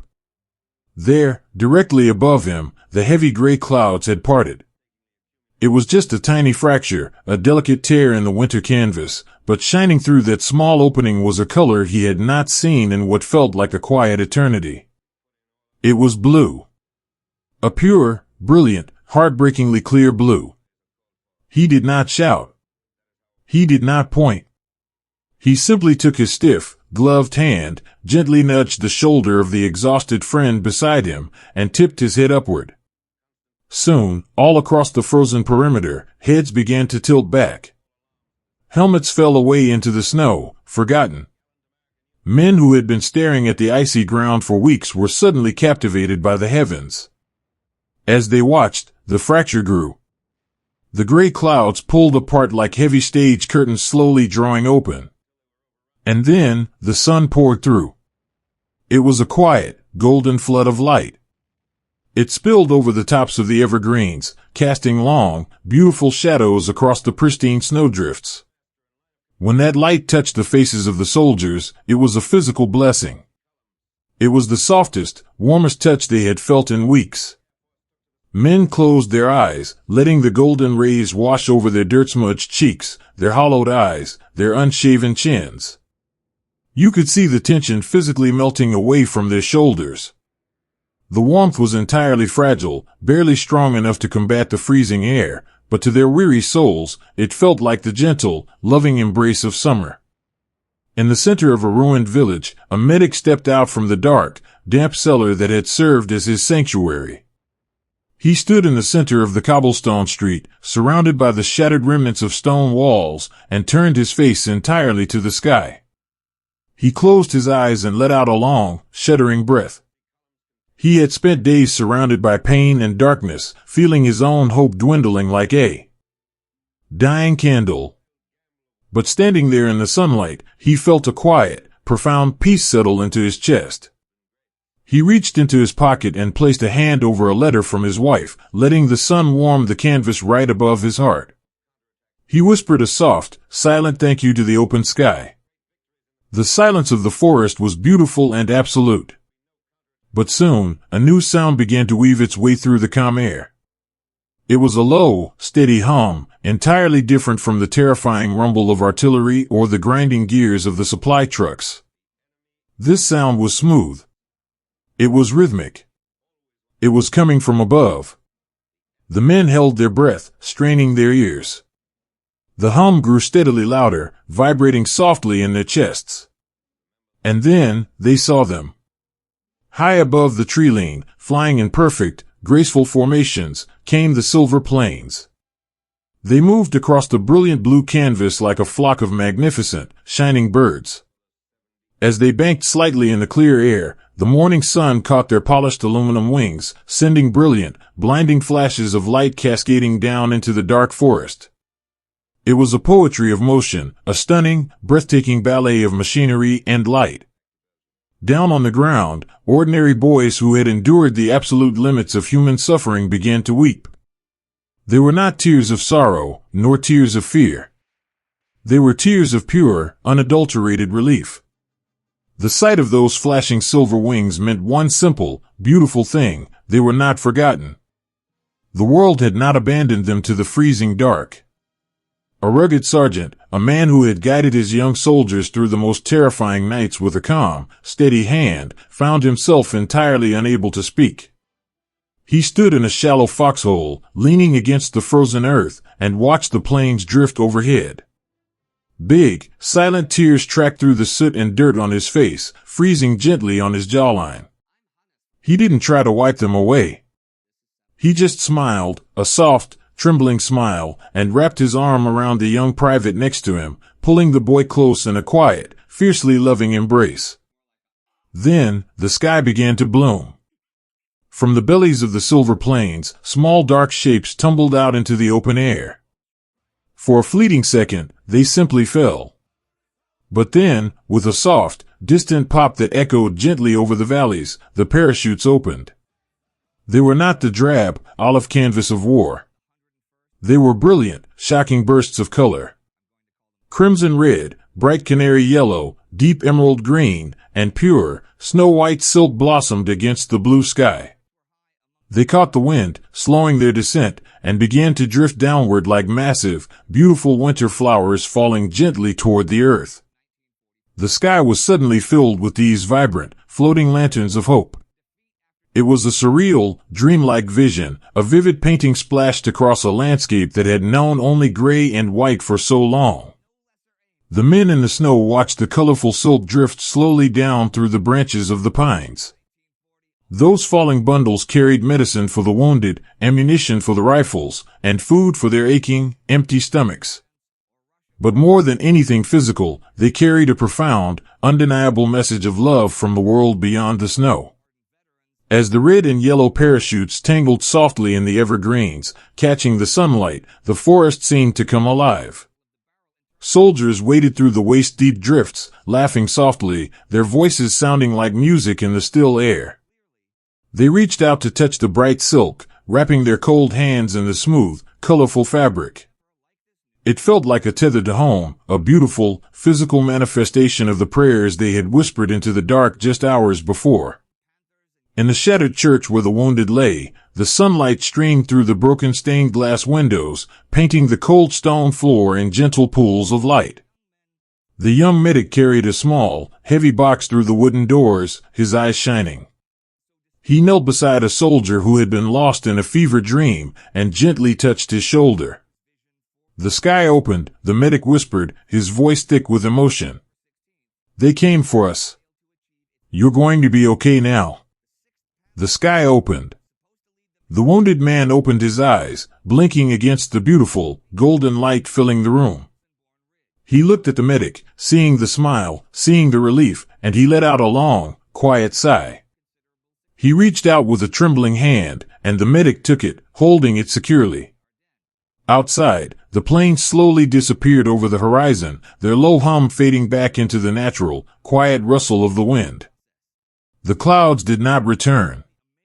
The sky remained a vast, protective dome of brilliant blue, watching over the weary boys in the snow. The terrible, suffocating grip of the winter had finally been broken. They were still cold. They were still far from home. But as they sat in the sunlight, surrounded by the bright, beautiful silk of the parachutes, they knew they had survived the longest night. They folded the colorful cloth gently, a quiet, peaceful reverence settling over the Ardennes, as the warmth of the sun and the warmth of a profound, answering hope finally found its way deep into their resting hearts. Inside the dark, freezing belly of the great iron machine, the breath of 5 young men rose together, painting the cold steel walls with a delicate layer of white frost. To look at the massive, olive-drab machines from the outside, as they ground their way through the ancient, snow-draped forests of the Ardennes, was to see a picture of absolute, unyielding strength. They were mountains of heavy metal, their wide steel tracks churning the deep powder, their engines roaring a low, powerful psalm against the howling winter wind. But to step inside one of those machines, to slip down through the heavy steel hatch and into the dim, cramped shadows of the hull, was to discover a world of profound and fragile humanity. The interior of the machine was a tiny, claustrophobic cave. It smelled heavily of diesel oil, of old, damp wool, of spent brass, and of the nervous, exhausted sweat of ordinary boys asked to do an impossible thing. There was no room to stretch, no room to stand. The men were packed in together, shoulder to shoulder, their knees constantly brushing against cold iron and tangled wires. Every surface they touched was freezing. The thick armor plating offered protection from the shadows hiding in the trees, but it offered absolutely no protection from the winter. The iron simply absorbed the freezing air, turning the inside of the cabin into a deep, metal icebox. Yet, within this tight, freezing shell, a beautiful, unspoken brotherhood bloomed in the dark. Deep in the front of the hull, the driver sat curled in a tiny metal seat.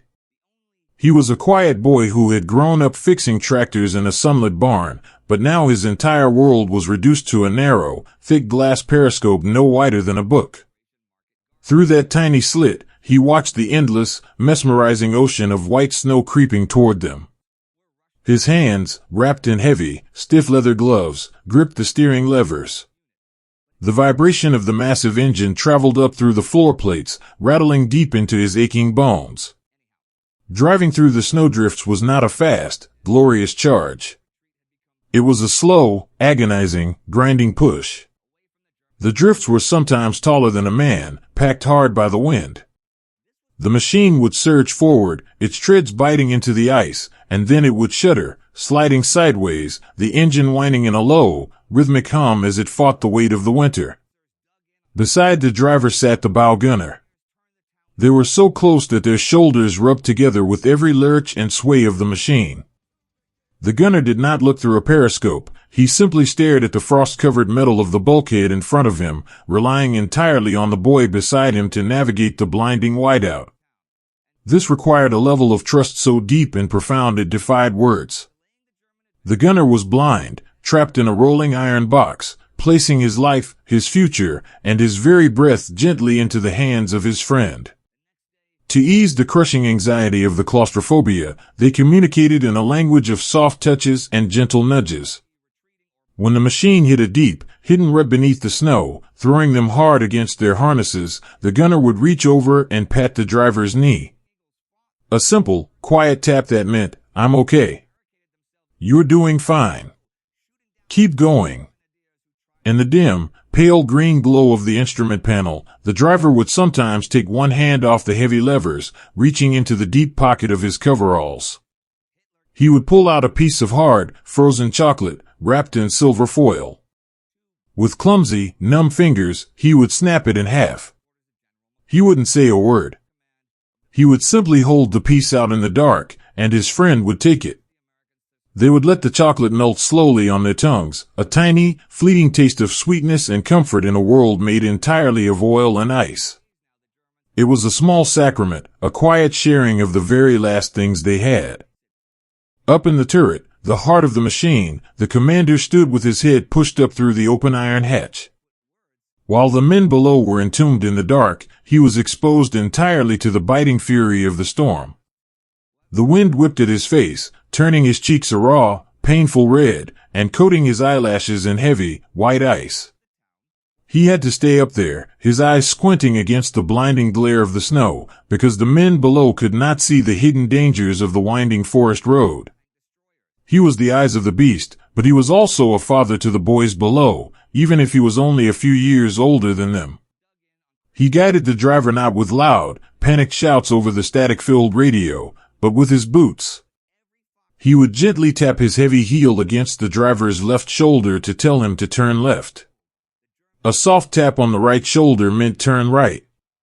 A firm, steady press on the center of the back meant stop. It was a delicate, intimate dance between the freezing sky and the dark hull. The driver felt those soft taps and responded instantly, his hands pulling the levers, pulling the immense weight of the steel through the snow, entirely faithful to the boots resting on his shoulders. In the quiet moments, when the column would grind to a halt to let the engineers clear a fallen pine tree from the road, the engine would idle down to a soft, vibrating purr. In this gentle lull, the men inside the iron box would retreat into their memories. The young gunner, leaning his heavy helmet back against the cold steel, reached inside his jacket. His fingers brushed against a letter from his mother. He didn't need to unfold it. He had read it so many times by the light of a tiny flashlight that he had memorized the shape of every single word. He closed his eyes and let the low hum of the engine become the sound of the washing machine in his childhood basement. He smelled the diesel fuel, but his mind transformed it into the scent of his father's workbench, sawdust, and warm pine. He wrapped himself in these thoughts, using the memories of a peaceful home to push back the encroaching walls of the tank. He imagined his dog sleeping on the braided rug by the fireplace. He imagined the way the streetlights looked in his neighborhood when it snowed, casting warm, yellow circles on the quiet, empty sidewalks. He held onto these gentle images tightly, turning them over and over in his mind, a quiet rebellion against the freezing dark. Outside the machine, walking slowly in the deep, churning tracks left by the heavy treads, were the infantrymen. The boys in the tank could not hear them over the roar of the engine, but the driver could see them through his tiny glass slit. He saw their exhausted, stumbling figures, their shoulders hunched against the wind, their thin canvas coats offering no warmth at all. When the wind howled its fiercest, the walking soldiers would crowd close behind the massive metal back of the tank. They were drawn to the thick, gray exhaust pouring from the vents. It smelled terrible, a choking cloud of burned fuel, but it was warm. It was the only warmth to be found in the entire forest. The weary foot soldiers would hold their bare, freezing hands out toward the iron grate, soaking in the precious, fleeting heat of the engine. The driver saw this in his mirrors. He felt a profound, aching swell of love for those boys walking in the snow. Without being told, he would gently ease up on the throttles. He matched his speed perfectly to the slow, agonizing trudge of the infantry. He became their shield against the wind. He let his machine become a creeping, heavy hearth for the freezing men outside. It was a beautiful, unspoken pact between the boys inside the steel and the boys in the snow. "Stay close to me," the low hum of the engine seemed to say. "I will break the wind. I will cut the path. Just stay close." As the long, gray day slowly faded back into the deep, bruised purple of the winter night, the grinding push continued. Mile by agonizing mile, the heavy metal fought against the snowdrifts. Inside the cabin, the cold deepened, seeping through their heavy coats, turning their breath into thick white clouds that filled the tiny space. But no one complained. They simply leaned a little closer to one another. The gunner rested his head gently against the driver's shoulder, closing his eyes, letting the sway of the machine rock him into a shallow, exhausted slumber. The driver kept his hands steady on the levers, his eyes fixed on the tiny slit of white, feeling the gentle weight of his friend beside him. They were so small, these boys, hidden inside the belly of such a terrible, destructive machine. Yet, it was not the iron that pushed the column forward. The steel was only a shell. The true engine of the advance was the quiet, enduring love they held for one another, and for the brothers they were fighting so desperately to reach. They were an island of warmth moving slowly through the frozen wilderness. And as they pushed deeper into the shadows of the Ardennes, their steady, rhythmic hum became a lullaby for the winter woods, a soft, mechanical heartbeat promising that the morning was finally on its way. The holiest night of the year arrived not with the chiming of silver bells, but with the profound, breathless silence of falling snow. If you were to walk through the ancient pines of the Ardennes on that late December evening, you would find a world that looked exactly like a beautiful, painted Christmas card. The branches of the great evergreens bowed gently under the weight of pristine white powder. The sky, finally clear of the heavy storm clouds, was a vast canopy of midnight blue, scattered with thousands of brilliant, diamond-bright stars. The moonlight spilled across the frozen valleys, turning the snowdrifts into shimmering fields of pale silver. It was a landscape of breathtaking, absolute peace. But tucked into the folds of this quiet, silver world, hidden beneath the surface of the snow, were the weary boys. They sat in shallow holes carved out of the freezing earth, their shoulders pressed tight against the frozen dirt, their heavy olive coats pulled up high around their ears. This was Christmas Eve. A night meant for warm hearths, for the smell of roasting chestnuts, for the soft glow of colored glass bulbs, and the joyous, echoing laughter of children. Yet here they were, stranded in a frozen wilderness, an ocean away from everything they loved, separated from their families by an impossibly vast, dark sea. The juxtaposition was a heavy, bittersweet ache in the chest. How strange it felt to be surrounded by the quiet beauty of a winter wonderland, while carrying the heavy, terrifying burdens of the world. As the sun dipped below the horizon, painting the sky in fleeting shades of bruised purple and delicate rose, a profound stillness settled over the lines. It was as if the war itself knew what night it was, and had decided, out of some deep, unspoken reverence, to simply hold its breath. The distant rumble of artillery faded away into nothing. The grinding engines of the supply trucks fell silent. There was only the sound of the winter wind whispering softly through the high branches, and the gentle, rhythmic breathing of men trying to stay warm. In the deepening twilight, the men retreated into the only sanctuary they had left, their memories. When you are that cold, and that far from home, memory becomes a physical blanket. In a small, snow-rimmed dugout, a young soldier from a quiet neighborhood in Pennsylvania closed his tired eyes and traveled back across the water. He didn't just picture his home, he felt it. He remembered the exact squeak of the front porch step. He remembered the comforting, familiar smell of his mother's kitchen on Christmas Eve, a rich, sweet blend of cinnamon, melting butter, and rising dough. He could almost feel the radiant, generous heat of the brick fireplace in the living room, and see the way the firelight danced across the shiny red ribbons on the presents beneath the tree. He held those images in his mind with a desperate, beautiful tenderness. He imagined his family sitting around that fire, looking at the empty chair where he should have been sitting. He knew they were worrying about him. He knew his mother was likely looking out the frosted window, sending a silent prayer up into the dark. And sitting there in the frozen mud, he sent a whisper back to her. "I'm okay," he thought, wrapping his arms around his shivering chest. "I'm okay. Just keep the fire burning. I'll be home." In the next foxhole over, the spirit of the evening inspired a small, quiet act of beautiful defiance against the bleakness of the winter. Two friends, huddled together for warmth, decided they would not let the night pass without celebration.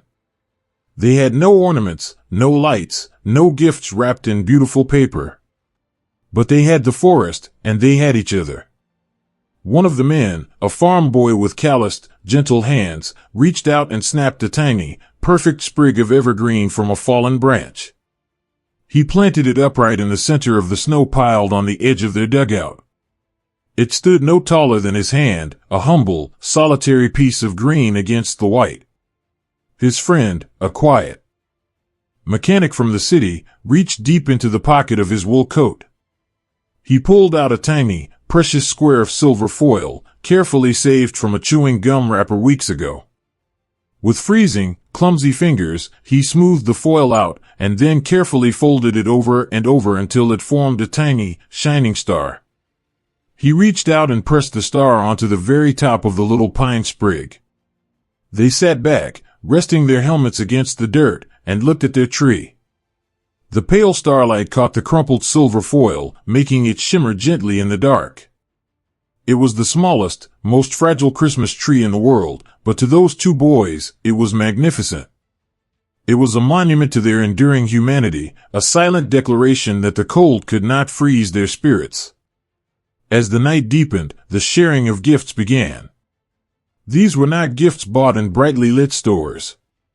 They were treasures of survival, offered with a profound, quiet grace. A sergeant, making his slow, careful rounds through the snow, stopped by a dugout holding 3 shivering privates. He reached into his canvas bag and pulled out a single, battered tin of peaches he had been saving for a month. He didn't say a word. He simply used his trench knife to puncture the lid, prying it open to reveal the bright, golden fruit resting in sweet syrup. He handed the tin down into the dark hole. The three boys looked at the tin as if it were filled with pure gold. They passed it gently between them. Each man took one single, careful slice of the fruit, savoring the shocking, beautiful sweetness as it coated their tongues. It tasted like summer. It tasted like sunlight. They drank a tiny sip of the syrup, making sure to leave exactly enough for the others, and then handed the empty tin back to the sergeant with soft, whispered murmurs of thanks. That single slice of cold peach was the greatest feast they had ever known, because it was seasoned with the pure, selfless love of a brother. And then, the music began. It started not as a song, but as a breath. A gentle, humming vibration in the chest of a young medic sitting alone near the edge of the tree line. He was staring up at the vast canopy of stars, and without even realizing he was doing it, he began to hum the notes of a song he had sung every Christmas Eve since he was a child. Silent night, holy night. He didn't sing the words aloud.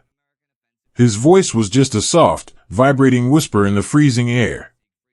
But in the absolute stillness of the forest, the sound traveled. It drifted over the snowdrifts like a delicate, floating leaf. The man in the next foxhole heard it. He closed his eyes, let out a long, slow breath, and joined in. His hum was a little deeper, harmonizing softly with the medic. Then, another joined. And another.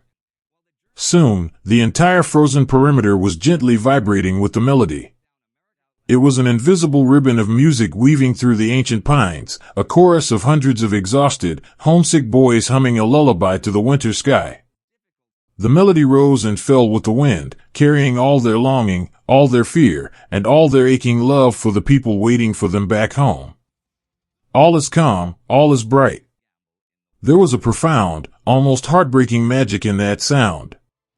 Because as they hummed, a quiet realization settled over the men. They knew that somewhere out there, just beyond the dark trees, hidden in their own freezing trenches, the enemy was likely doing the exact same thing. The boys in the other uniforms, speaking a different language, were looking up at the exact same stars, shivering in the exact same cold, and remembering their own warm hearths. They, too, knew the melody of Still Nacht. For this one, fragile night, the lines on the map dissolved.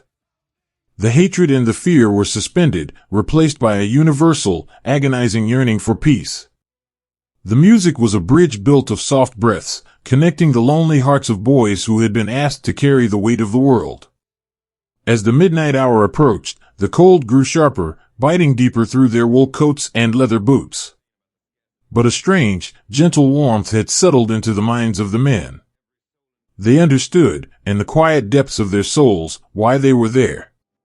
They were sitting in the frozen dirt, far from the lights and the laughter, specifically so that those lights could continue to shine.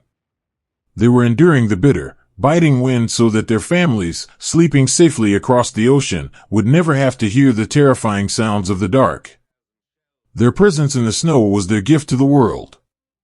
It was a heavy, painful gift, wrapped in frost and delivered in silence, but it was given with an absolute, unyielding love. A young soldier reached into his shirt, slipping his cold fingers behind the buttons, and pulled out a small, worn photograph. He held it up to the pale moonlight. It was a picture of a girl with a bright smile, standing on a porch with snow falling around her.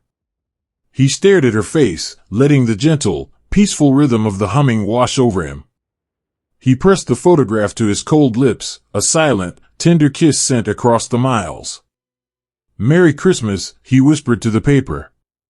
His voice was so soft it barely disturbed the air. He tucked the picture safely back against his heart, pulling his heavy collar up around his chin. He leaned his head back against the frozen earth and looked up through the towering pines. The stars seemed to shine a little brighter now, like thousands of tiny, silver candles burning in the vast window of the sky. The song slowly faded away, drifting back into the natural, sweeping sighs of the winter wind. The quiet returned, absolute and perfect. The men huddled closer together, pooling their warmth, their chests rising and falling in steady, peaceful rhythms. The forest watched over them, a silent guardian of pine and shadow. It was a Christmas stripped of all its worldly decorations, reduced to its most beautiful, aching essence. It was a night of shared comfort, of quiet sacrifice, and of profound, enduring hope. And as the weary boys finally closed their heavy eyes, surrendering to the sleep they so desperately needed, the snow began to fall again. It drifted down like a gentle blessing from the heavens, covering the tiny silver star, covering the frozen dugouts, and wrapping the quiet, sleeping army in a soft, white blanket of peace. The snow did not fall on rooftops anymore. It fell gently onto broken stones, weaving a soft, white blanket over the scars of a shattered world. If you were to walk through the narrow, winding streets of this tiny Ardennes village before the winter came, you would have found a place of profound and simple peace. It was a village of thick plaster walls and heavy slate roofs, built over generations by hands that knew the earth. It was a place where the morning smelled of yeast and baking bread, where the gentle clatter of wooden carts echoed over cobblestones, and where the church bells sang a familiar, comforting melody across the valley. But the war had swept through this valley like a careless, heavy wind. The bell tower had fallen, its stones scattered across the square. The roofs had caved in, leaving the inner ribs of the homes exposed to the gray, indifferent sky. And yet, the snow, falling in large, silent, mesmerizing flakes, was trying its best to heal the landscape. It rounded the sharp, jagged edges of the splintered timber. It filled the deep, ugly craters in the road, smoothing the earth back into a pristine, undisturbed canvas of white. Into this quiet labyrinth of ruins came the weary boys. They did not arrive with the loud, triumphant march of conquerors. They appeared as quiet, shivering silhouettes, stepping slowly out from the tree-line and into the edges of the village.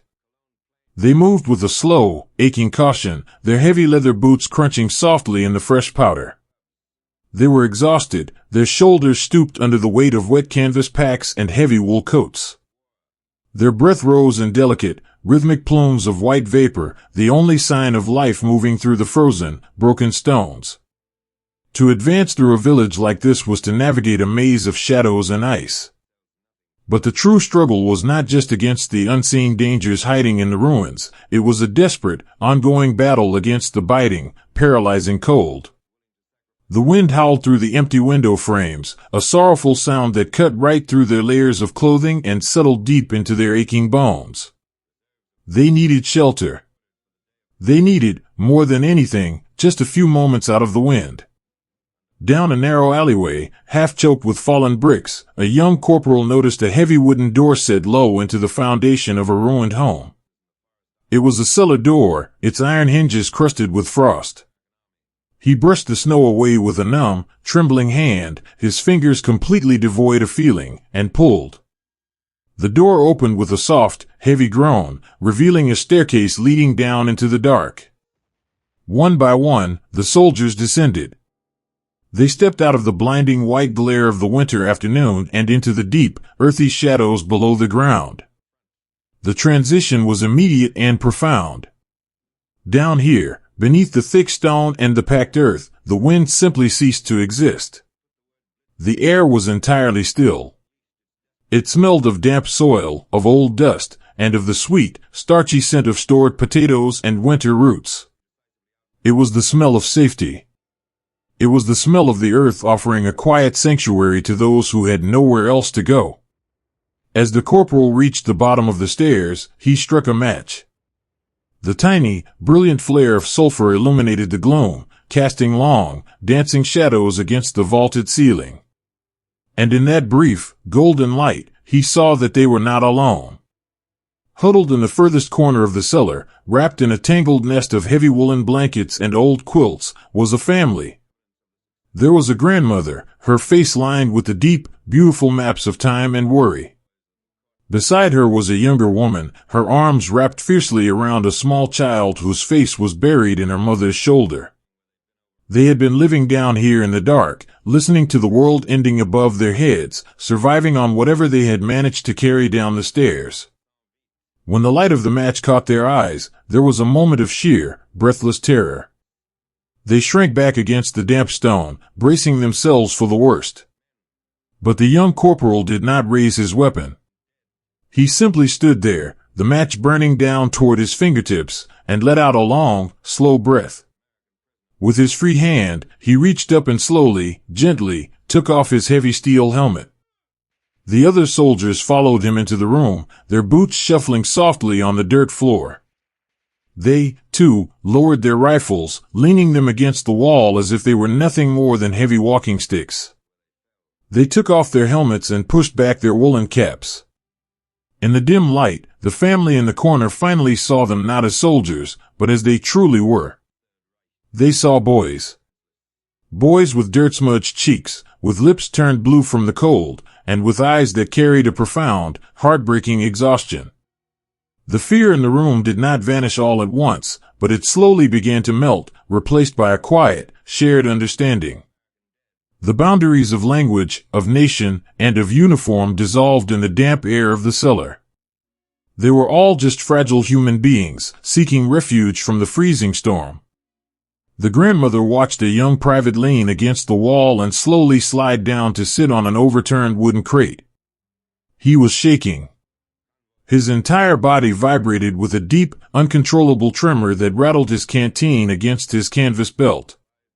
He wrapped his arms tightly around his knees, closing his eyes, trying desperately to find a single spark of warmth inside himself. The old woman did not speak. She moved with the slow, deliberate ache of age, untangling herself from the blankets. She walked over to a small, iron stove sitting in the center of the room. Inside, a single, precious ember still glowed red in the ashes. Resting on top of the stove was a small, blackened pot. She took a chipped ceramic mug from a shelf, dipped it into the pot, and filled it with a thin, pale broth made from melted snow and the last of their winter vegetables.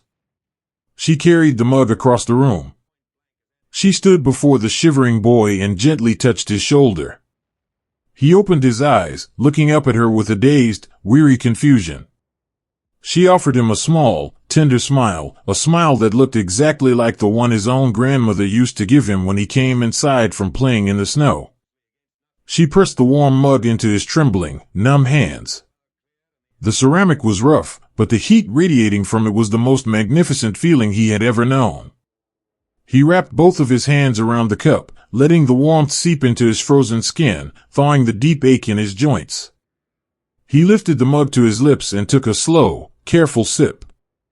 The broth was watery and tasted mostly of earth, but to him, it was a feast. It was a sudden, beautiful surge of life traveling down his throat and blooming in his chest. He lowered the mug and looked up at the old woman. A single tear escaped his eye, tracing a clean path through the soot on his cheek. "Thank you," he whispered. His voice was cracked and soft. She nodded slowly, reaching out to pat his cold cheek with a weathered hand. In that tiny, broken cellar, amidst a continent torn apart by destruction, a profound and perfect act of grace had just taken place. Across the room, the corporal reached deep into the pockets of his heavy coat. He bypassed the spare ammunition and the stiff, frozen maps. His fingers found a small, rectangular package wrapped in crinkled silver foil. It was a piece of chocolate, part of his rations, something he had been saving for a moment when he truly needed it. He walked slowly toward the corner where the mother and child sat. He knelt on the dirt floor, making himself as small and unthreatening as possible. The little girl peeked out from behind her mother's arm, her big, dark eyes wide with curiosity and lingering fear. The corporal offered a gentle, reassuring smile. He peeled back a corner of the silver foil, revealing the dark, sweet chocolate inside, and held it out toward the child. The mother looked at the corporal, searching his exhausted eyes. She saw the quiet kindness there, the innocent desire of a young man far from home wanting to bring a tiny piece of joy to a frightened child. She nodded her head, just once. The little girl reached out a tiny, hesitant hand. Her fingers brushed against the corporal's thick, rough glove as she took the chocolate. She brought it to her mouth and took a small bite. The corporal watched her eyes light up, a sudden, beautiful spark in the gloom of the cellar. She offered him a shy, fleeting smile before hiding her face in her mother's coat once more. The corporal closed his eyes, his heart swelling with a bittersweet ache. For just a second, he wasn't in a ruined village. He was back in his own living room, handing a piece of candy to his little sister on a Sunday afternoon. For the next few hours, the war above simply ceased to exist. The cellar became a sanctuary out of time. The soldiers sat on the floor, leaning their heavy heads back against the cool stone walls, and finally allowed themselves to rest. The deep, rhythmic sound of their breathing filled the small room, blending with the soft murmurs of the family in the corner. It was a lullaby of shared survival. One of the men, a quiet boy from a small farming town, pulled a stub of a pencil and a crumpled piece of paper from his shirt pocket. He leaned close to the flickering stub of the candle, squinting in the low light. He wrote a letter to his wife. He didn't write about the broken stones above them, or the terrifying sounds of the wind, or the miles of ice they still had to cross. He wrote about this room. He wrote about the taste of the warm soup, and the smile of the little girl, and the gentle touch of the old woman. He told his wife that even in the darkest, coldest places on earth, there was still light. He poured all of the love he felt in that quiet cellar onto the small piece of paper, folding it carefully and pressing it over his heart. It was a testament to the fact that humanity, fragile and beautiful, could survive beneath the rubble. But the sanctuary was only temporary. The quiet advance had to continue. The brothers trapped miles ahead in the snow were still waiting. When it was time to leave, the men moved with a heavy, reluctant sorrow. They laced up their stiff boots and hoisted the terrible weight of their canvas packs back onto their shoulders. They picked up their rifles, feeling the cold iron bite through their gloves once more. They stood at the bottom of the stairs, turning back to the family one last time. There were no grand farewells, no sweeping speeches. Just a series of slow, respectful nods. The old woman raised a hand in a silent blessing. The young corporal touched the brim of his helmet. They were strangers who had shared a profound and intimate moment of survival, and they would remember each other for the rest of their lives. The soldiers climbed the wooden stairs, pushing the heavy door open, and stepped back out into the pale, freezing light of the winter afternoon. The wind immediately grabbed at their coats, a harsh reminder of the world they had returned to. But inside their chests, a small, stubborn ember of warmth remained, fueled by the soup and the shared quiet of the cellar. They moved back into the labyrinth of broken stones, continuing their slow, block-by-block struggle. But they did not move as isolated, frightened boys anymore. They moved with a deep, silent connection.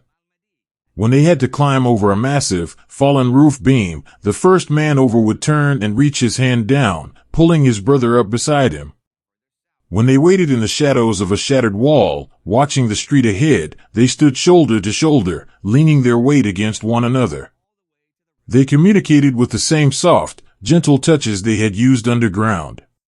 A hand resting on a shoulder to say stop. A gentle nudge to say go. They checked every corner, every ruined doorway, not with the aggressive fury of an assault, but with the careful, protective caution of men who refused to let anything happen to the brothers walking beside them.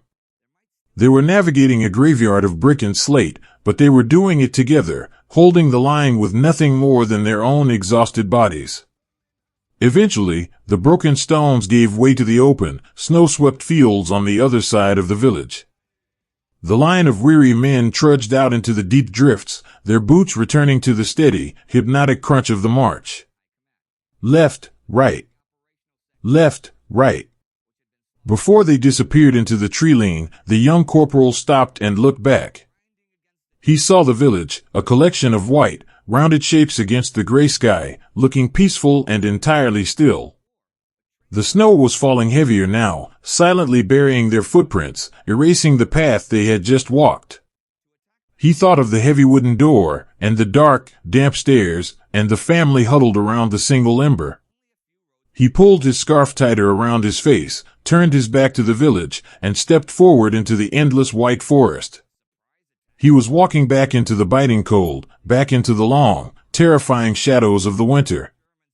But he carried the memory of the cellar with him like a hidden lantern, a quiet, beautiful light to guide him through the dark. The miles had ceased to be a measure of distance, becoming instead a measure of how much a human heart could endure. In the deep, frozen heart of the Ardennes, as the final days of the march bled into one another, time lost all meaning. There were no longer days or nights, mornings or evenings. There was only the endless, sprawling canvas of the dark forest, the hypnotic swirl of the falling snow, and the slow, agonizing rhythm of boots breaking through the crust of the ice. The adrenaline that had fueled the beginning of their impossible turn had burned away long ago, leaving behind a profound, hollow ache. It was a weariness that went far beyond tired. It was an exhaustion that settled deep into the marrow of their bones, a heavy, pulling gravity that whispered to them with every step, begging them to simply close their eyes and lie down in the soft, white powder. Yet, they did not lie down. They kept walking. The advance had slowed to an excruciating crawl. The snowdrifts in these deep valleys were sometimes waist-high, packed dense and hard by the shifting winter winds. To move through them was to fight the earth itself. The men at the very front of the column had to use their bodies as plows, throwing their exhausted weight against the snow, carving a narrow, ragged trench for the thousands of boys walking behind them. When the lead men could take no more, when their legs simply refused to bend, they would step aside into the shadows, panting, their breath rising in thick white clouds, and the next men in line would step forward to take the brunt of the storm. It was a silent, beautifully choreographed rotation of suffering and sacrifice. The cold was no longer a sharp, biting pain. It had transformed into a heavy, numbing blanket that wrapped tightly around their bodies. It stole the feeling from their toes. It turned their fingers into stiff, useless blocks of wood inside their thick leather gloves. They could no longer feel the cold iron of their rifles or the canvas straps of their heavy packs digging into their shoulders. In the middle of the winding, silent column, a young soldier from a sunlit valley in California was falling asleep while he walked. His eyelids felt as though they were made of lead, sinking lower and lower over his bloodshot eyes. His chin rested heavily on his chest. In the surreal, floating space between waking and sleeping, his mind began to detach from the freezing forest. He saw the warm, golden streetlights of his hometown. He could hear the gentle rustle of palm fronds in the evening breeze. He saw the wooden steps of his front porch, and he felt an overwhelming, desperate urge to just sit down on that bottom step and rest. His knees buckled. He began to sway, tilting dangerously toward the deep snow at the edge of the road. Before he could fall, a thick woolen mitten shot out from the dark and grabbed the heavy fabric of his coat. The man walking beside him, an older, quiet farm boy who had lost his own gloves days ago and wore a pair of mismatched mittens he had found in a ruined barn, hauled the young soldier back to his feet. He didn't yell. He didn't shake him. He simply wrapped his arm around the boy's shoulders and pulled him close. "I know," the farm boy whispered, his voice a low, soothing rumble in the freezing night. "I know how heavy it is. But you can't sit on the porch yet. We aren't home." The young soldier blinked, the warm illusion of California shattering into the cold, harsh reality of the Belgian pines. "I can't make it," he murmured, his voice cracking with a heartbreaking vulnerability. "It's too far. I can't feel my feet." "You don't need to feel them," the older boy whispered gently, tightening his grip. "And you don't need to walk all the way there right now. Just look at that pine tree up ahead. The one with the bent branch. Can you walk just to that tree?" The young boy looked through the falling snow, focusing his heavy eyes on the dark shape of the tree a few dozen yards away. He nodded slowly. "All right," his friend said softly. "Just to the tree. Lean on me. Let's go." They broke the impossible distance down into tiny, manageable pieces. They did not march to a city. They marched to a tree. Then they marched to a frozen puddle. Then they marched to a fallen log.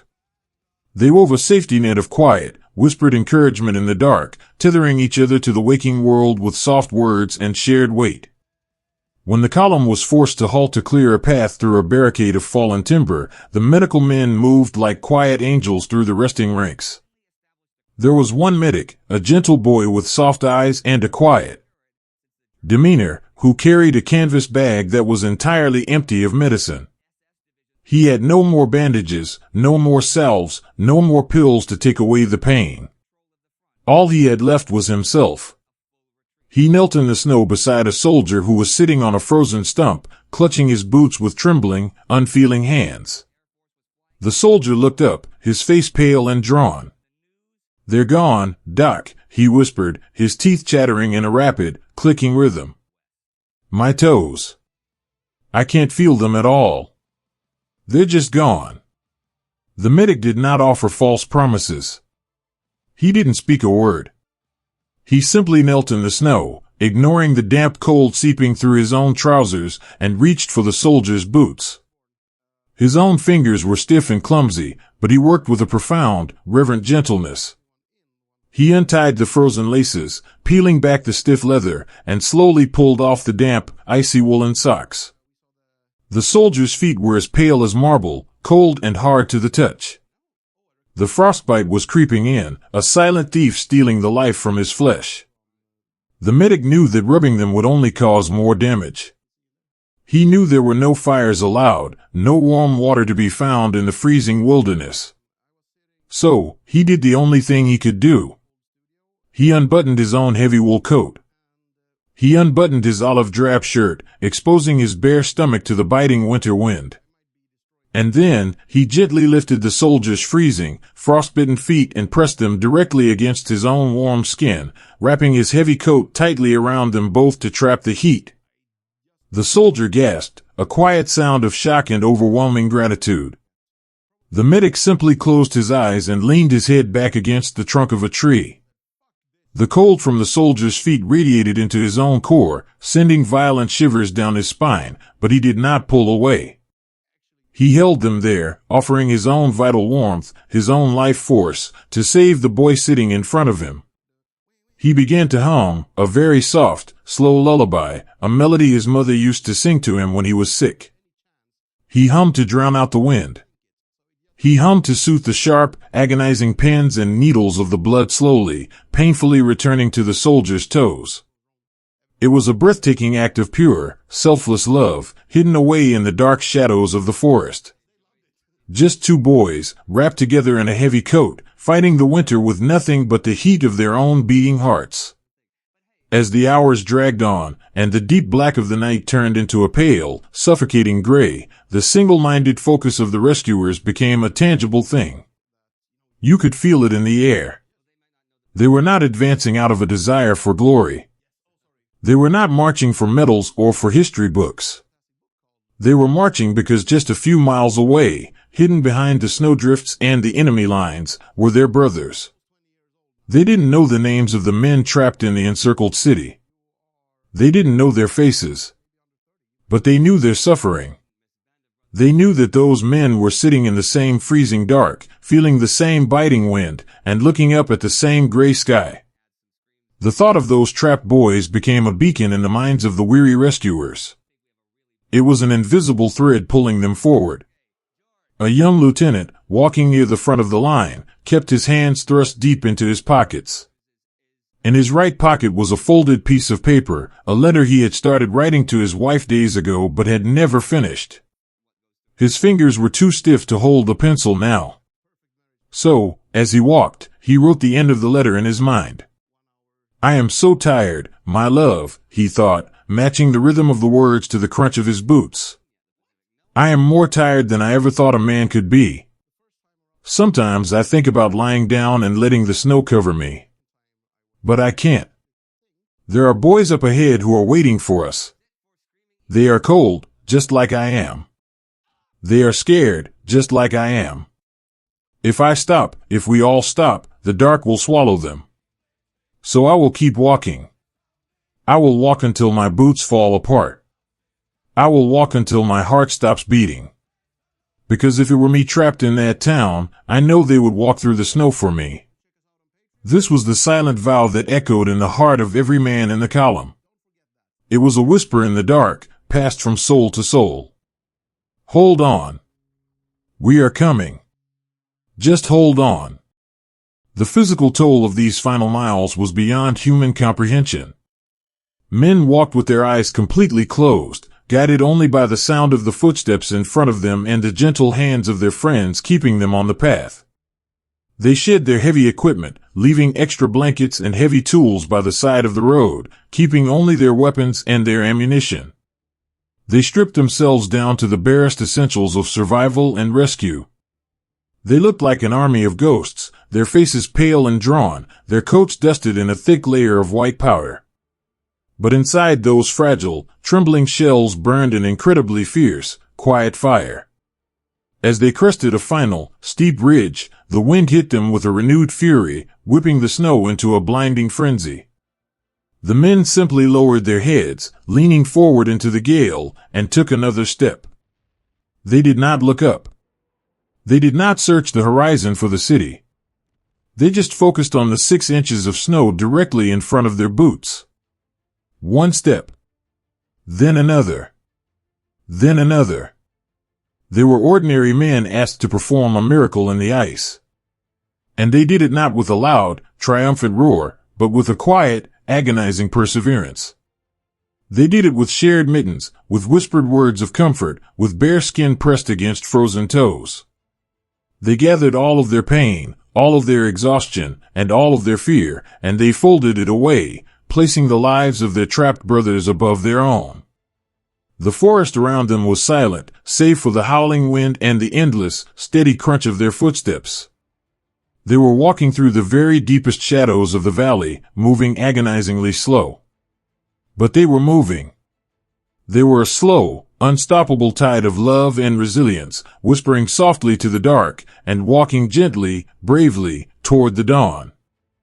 The silence of the winter was finally broken, not by the sudden roar of a battle, but by the slow, heavy crunch of a single, approaching tread. For the boys sitting in the shallow, frozen trenches on the very edge of the encircled city, the world had shrunk to a few yards of white powder and gray fog. They had been waiting in the dark for so long that the cold had become a part of them. It was woven into the fabric of their heavy wool coats, it was settled deep within the marrow of their bones. They had eaten their last frozen rations days ago. They had shared their last drops of melted snow. They were running on nothing but the fragile, stubborn embers of their own fading heartbeats. In one of these quiet, snow-choked holes, a young private sat with his knees pulled tight to his chest. His face was smeared with soot and dirt, his eyes hollowed out by days without sleep. Tucked deep inside his jacket, pressed firmly against his shivering chest, was a letter he had written to his mother. He had written it in his mind 100 times before finally committing it to a scrap of cardboard. He had been so terribly afraid that the letter would never leave this forest. He had accepted, with a quiet and heartbreaking resignation, that the winter might simply fold over him and keep him here forever.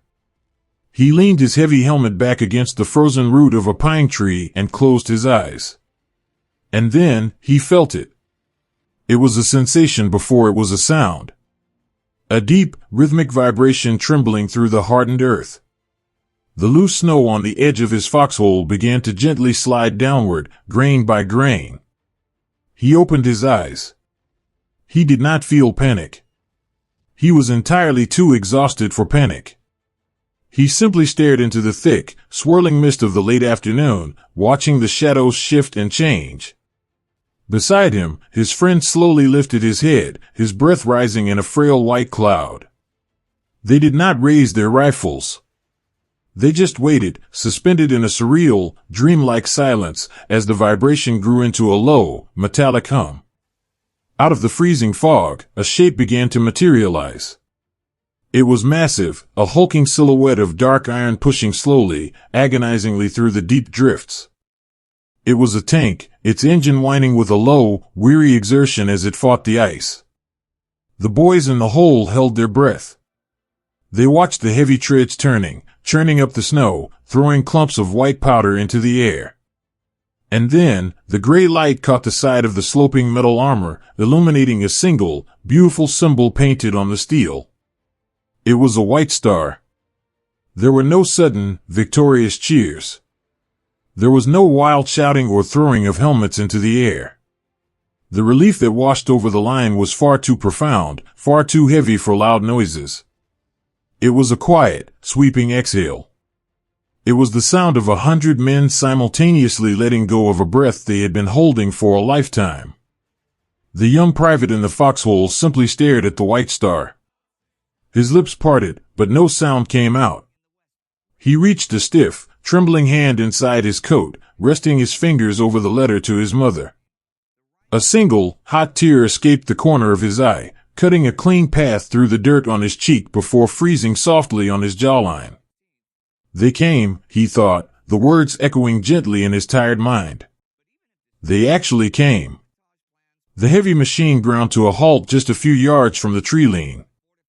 The massive engine idled down, shifting from a roar to a deep, vibrating purr that seemed to warm the air around it. The heavy iron hatch on top of the turret clanked open with a dull, metallic thud. A man slowly climbed up from the dark belly of the machine. He was the tank commander, though he looked no older than the boys shivering in the snow. His face was entirely raw from the biting wind, his eyes red-rimmed and heavy with a sleep he had denied himself for days. He stood on the steel deck, holding onto the heavy machine gun, and looked down at the pale, exhausted faces peering up from the snowy trenches. He had driven his crew through a nightmare of black ice and shadows to reach this spot.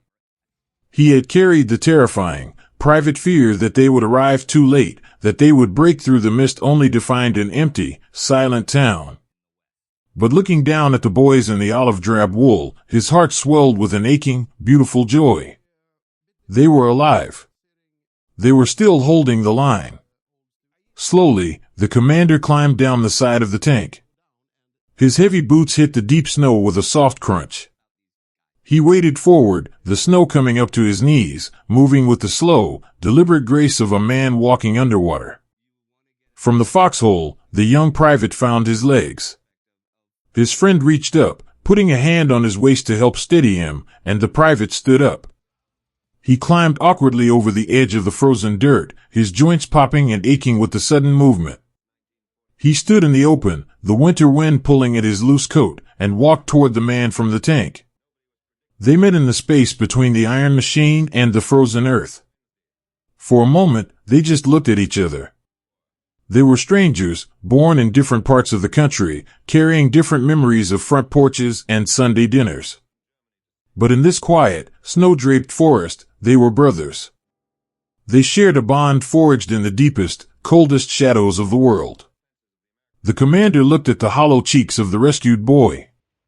The private looked at the frostbitten, exhausted eyes of his rescuer. Slowly, the commander reached up with his right hand. He bit the tip of his thick leather glove and pulled it off, exposing a hand that was calloused, stained with black grease, and trembling with the cold. He wiped his palm flat against his coat and held it out. The private looked at the offered hand. He reached for his own glove, peeling the stiff, frozen wool away from his skin. His hand was pale, the fingers stiff and unbending. He reached out, and their hands met in the center of the falling snow. It was a simple, ordinary gesture. A handshake. But in that frozen valley, it carried the weight of 1,000 miracles. As their skin touched, the private felt the radiant, residual warmth of the tank engine still clinging to the commander's palm. It was the most beautiful feeling in the world. It was the warmth of safety. It was the physical proof that the isolation was broken, that the invisible wall of winter and fear had finally been shattered. The commander gripped the boy's hand firmly, a steady, anchoring hold that seemed to pull him back from the edge of the dark. "We're glad to see you, son," the commander whispered. His voice was rough, cracking with emotion, but it was the gentlest sound the private had ever heard. "We're glad you're here," the private whispered back.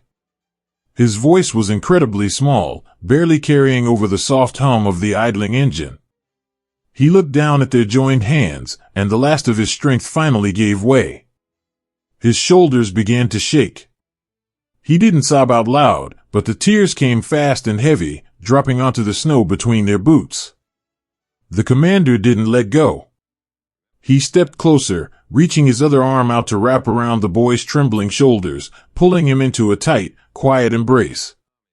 He held him there in the snow, letting the boy weep against his heavy coat, a silent promise that the worst of the nightmare was over. Slowly, all along the perimeter, the same quiet, beautiful scenes began to unfold. More hatches opened. More tired men climbed down from the dark, freezing bellies of the armored machines. The boys in the foxholes pulled themselves up from the earth, stumbling forward to meet them. There was a quiet, hushed reverence to the reunion. Men who had walked for days through the black ice were suddenly emptying their pockets, offering whatever meager treasures they had carried through the dark. A driver from the armored column pulled a crumpled, half-empty pack of cigarettes from his shirt and pressed it entirely into the hands of a shivering infantryman. Another rescuer unscrewed the cap of his canteen and held it to the cracked lips of a boy who was too weak to lift his own arms. They shared small pieces of hard chocolate, breaking them with numb fingers. They shared dry matches, the tiny, brilliant flares illuminating exhausted, gentle smiles in the gray twilight. They shared quiet words of comfort, the soft murmurs of men who understand the exact nature of each other's suffering. "You did good," a tank gunner whispered, patting the shoulder of a boy wrapped in a civilian quilt. "You held on. You did real good." The boy just nodded, pulling the quilt tighter around his chin, a soft, weary smile touching the corners of his mouth. There were no speeches about victory. There was no grand music playing in the sky. There was only the low hum of the engines, the soft crunch of boots in the snow, and the beautiful, poetic humanity of men taking care of one another. The rescuers had brought steel and ammunition, but the true salvation they delivered was the simple, profound comfort of presence. They had brought themselves. The young private, having finally stepped back from the commander's embrace, wiped his face with the back of his bare, cold hand. He looked back toward the dark tree lane, toward the city that had been his frozen cage for so long. It didn't look terrifying anymore. The oppressive, suffocating weight of the encirclement had lifted, carried away by the winter wind. He reached inside his coat and felt the stiff cardboard of his letter. He would not have to leave it in the dirt. He would be able to put a stamp on it. He would be able to picture the mail carrier walking up the wooden steps of his home, slipping it through the brass slot on the front door. He would be able to keep his promise to his mother. As the deep, bruised purple of the evening sky began to settle over the Ardennes, the two groups of men mingled in the snow, becoming one single, unified family of survivors. They leaned against the warm metal of the tanks, sharing the heat of the exhaust. They sat together on the edges of the foxholes, their shoulders touching, sharing the quiet peace of the falling snow. The first handshake had broken the spell of the winter. It was a bridge of flesh and bone built across the ice, a testament to the enduring, beautiful strength of the human spirit. They were still surrounded by a broken world. They were still cold, and they were still a long way from home. But as they sat together in the gathering dark, wrapped in the soft, whispered camaraderie of the evening, they knew that the long, lonely night was finally over. They were together. And in that quiet, snowy forest, that was entirely enough. The snow had finally stopped falling, leaving behind a stillness so profound that every exhaled breath felt like a quiet prayer. The heavy, suffocating spell of the winter siege was broken. The narrow corridor through the frozen forest was open at last, a fragile lifeline of churned earth and crushed ice connecting the isolated town back to the rest of the world. But the end of the isolation did not bring a sudden, chaotic rush. Instead, it brought a slow, deeply reverent procession. Winding their way up the narrow, tree-lined roads came the ambulances. They were boxy, canvas-covered vehicles, painted in dull olive drab, with large, bright red crosses painted on their sides and roofs. They moved with a careful, agonizing slowness, their heavy tires slipping and finding purchase in the deep ruts, navigating the icy hills with the gentle caution of someone carrying a sleeping child. When they finally rolled into the shattered streets of the encircled town, their engines idling down to a low, comforting hum, a new kind of quiet settled over the weary boys. It was the quiet of profound relief. For days, the defenders had held on to a fading hope, rationing their courage the way they rationed their last frozen crumbs of food. They had watched their friends fall. They had listened to the feverish murmurs of the wounded in the dark, cold cellars, feeling the agonizing helplessness of having absolutely nothing to give them. But now, the canvas flaps of the ambulances were being tied back. The doors were opening.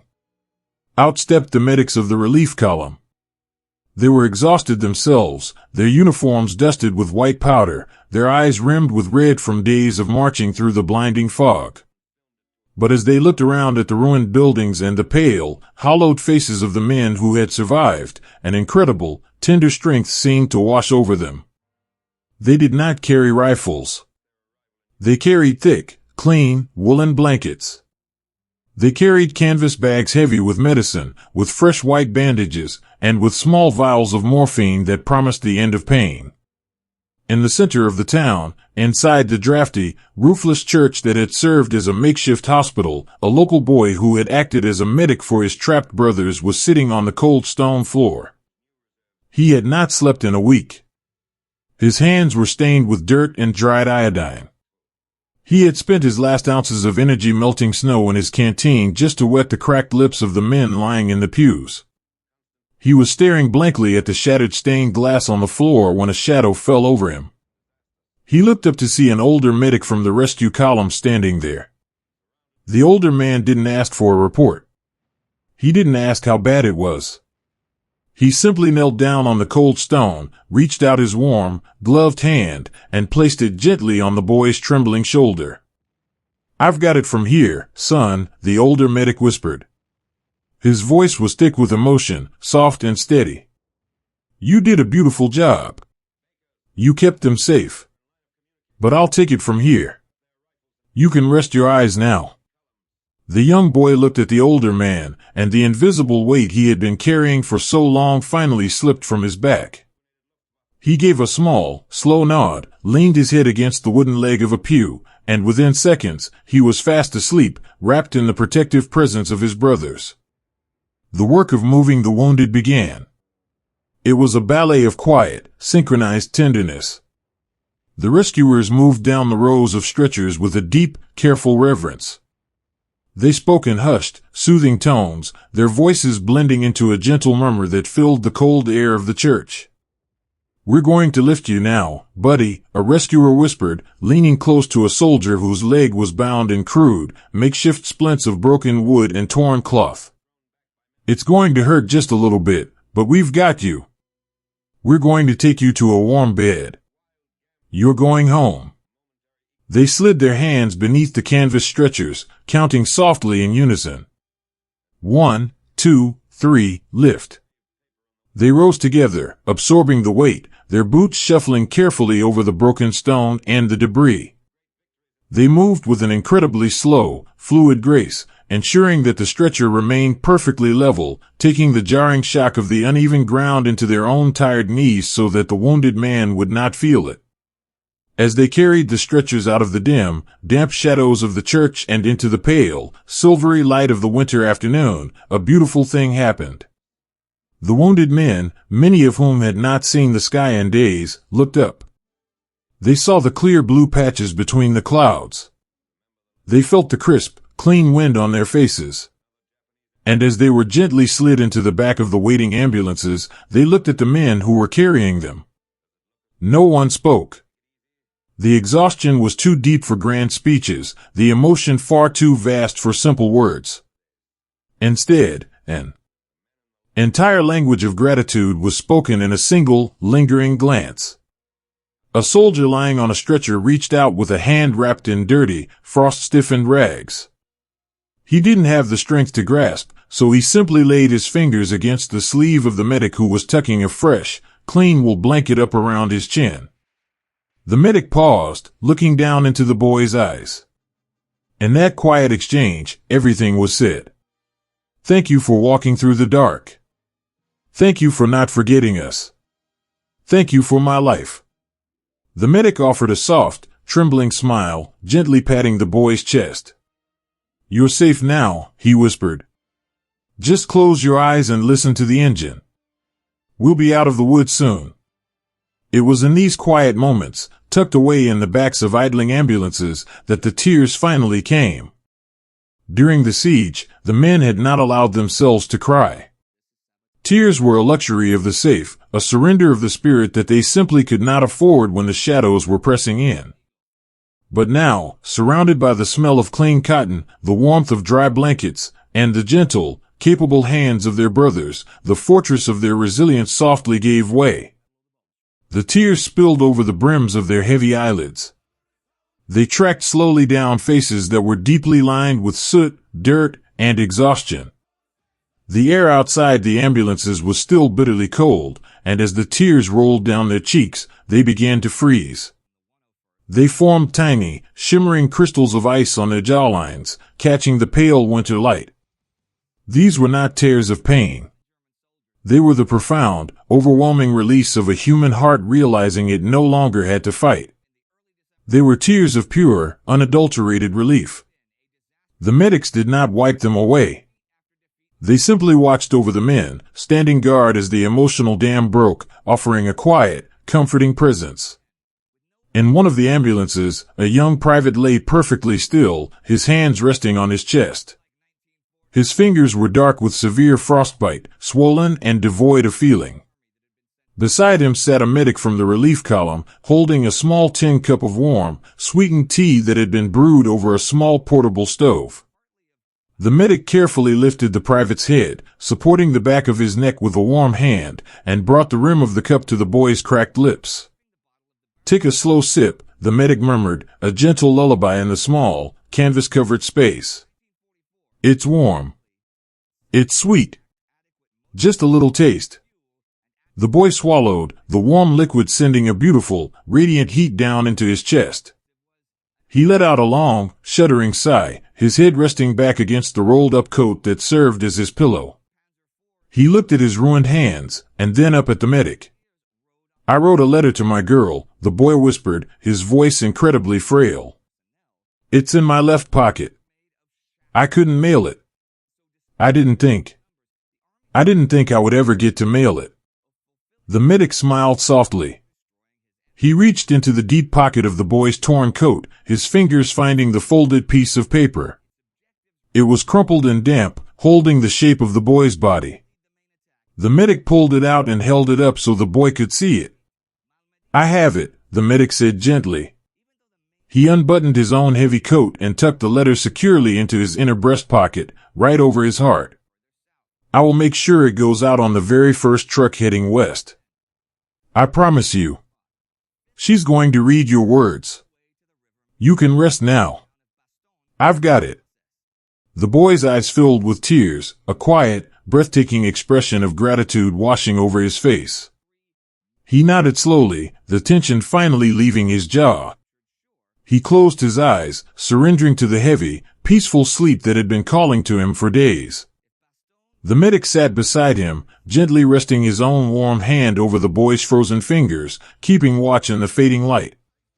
Outside, the street was a quiet symphony of care. Local civilians, who had shared their cellars and their meager food with the trapped men, emerged from the ruins. They carried the heavy, faded quilts they had wrapped around the freezing soldiers, trading them back for the crisp, olive-drab blankets of the army. There were gentle nods of respect between the townspeople and the rescuers, a shared understanding of the miracle that had just unfolded in their village of broken stones. As the sun began to dip below the ridgeline of the ancient pines, turning the sky into a canvas of deep violet and soft indigo, the last of the wounded were loaded. The heavy canvas flaps at the backs of the ambulances were lowered and tied securely, shutting out the biting wind and creating tiny, insulated sanctuaries of warmth and peace. The drivers climbed into their freezing cabs, turning the keys. The engines rumbled to life, a low, steady thrumming that vibrated through the frozen earth. It was the sound of a promise fulfilled. The convoy began to move. They rolled slowly, agonizingly carefully, down the narrow, cleared path through the snowdrifts. The men who had been left behind to hold the line, the uninjured, the exhausted, the resilient boys who had survived the impossible, stood by the sides of the road. They watched the red crosses drift past them in the twilight. They did not salute. They simply stood with their hands deep in their pockets, their shoulders relaxed, offering quiet, lingering looks of farewell. They watched the heavy tires spinning, carving a path back toward safety, back toward the warm hospitals and the letters from home. As the last ambulance disappeared around a bend in the forest road, its taillights glowing like soft red embers in the gathering dark, a profound peace settled over the men standing in the snow. The burden they had carried, the agonizing fear for their wounded brothers, was finally gone. It was being carried away by the gentle hands of the men who had walked through the dark to find them. The winter night began to close in again, wrapping the Ardennes in its familiar, freezing embrace. The wind picked up, a soft, sweeping moan through the evergreens. But the forest no longer felt like a cage. The shadows no longer held the same terrifying weight. The men turned back to their dugouts, back to the small fires they were finally allowed to build. They sat close to the flames, feeling the beautiful, generous heat against their outstretched hands. They wiped the frozen tears from their dirty cheeks, a lingering, poetic reminder of the profound love that had passed between them in the pale afternoon light. The tears were gone, replaced by a quiet, enduring calm. They were safe. Their brothers were safe. And as the stars emerged above the canopy of the ancient pines, the weary boys finally found a space in their hearts to rest, letting the soft, healing silence of the winter night carry them softly into sleep. When the terrible winter storm finally broke, the forest seemed to let out a long, shuddering breath, and the weary boys breathed out with it. The narrow corridor carved through the deep snowdrifts was finally secure. It was no longer a desperate, fragile lifeline held together by the sheer wool of freezing men. It had become a solid, steady path. The great, invisible gates of the Ardennes had been pushed open. If you stood by the side of the winding dirt road in the pale, delicate light of the late afternoon, you would see the slow, steady rhythm of a world trying to heal itself. The low, comforting rumble of heavy trucks echoed through the ancient pines, but they were no longer rushing headlong into the dark. They moved at a gentle, rolling pace. They carried heavy canvas bags filled with flour and coffee, thick bundles of clean wool blankets, and wooden crates of warm winter boots. The desperate, breathless urgency of the rescue had slowly dissolved, leaving behind a profound and beautiful stillness. The men who had fought so hard against the ice, who had pushed their bodies far beyond the limits of human endurance, finally had a moment to simply stop, lower their shoulders, and stand still in the snow. For the first time in weeks, they were allowed to truly rest. In a small clearing surrounded by towering spruce trees, a group of soldiers sat on the tailgates of their transport trucks. The sky above them was a clear, milky blue, washed clean of the heavy, suffocating gray clouds. The winter sun, though weak and distant, cast a soft, golden glow over the camp. It wasn't enough to entirely melt the deep drifts, but it was enough to warm the cold iron of their helmets and the damp wool of their coats. They sat in silence, looking out over the landscape they had just conquered. It was a strange, bittersweet feeling. For so long, the snow had been their greatest enemy. It had hidden the roads, frozen their hands, and tried to bury them in the dark. But now, bathed in the soft sunlight, the forest looked peaceful again. The deep, jagged ruts cut by the tank treads were slowly softening, filling with fresh, light powder. The broken branches of the pines were dusted with white, hiding the scars of the struggle. A young boy from a quiet farm in Ohio sat on a fallen log, his elbows resting on his knees, his chin resting in his hands. He looked at the rolling, white hills stretching out toward the horizon. He thought about the miles he had walked through the pitch black, the endless, hypnotic crunch of the boots in front of him, and the terrifying, lonely howl of the wind.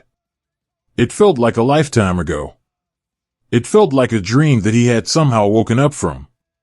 He looked at his own 2 hands, turning them over slowly, marveling at the simple, quiet miracle that they were warm, and they were safe, and they were still his.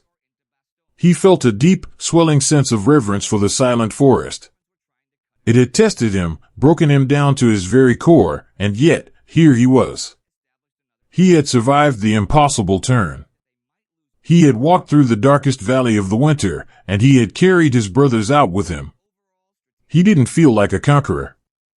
He felt a profound, gentle humility, a quiet understanding of just how small a man is when measured against the vastness of the earth and the winter sky.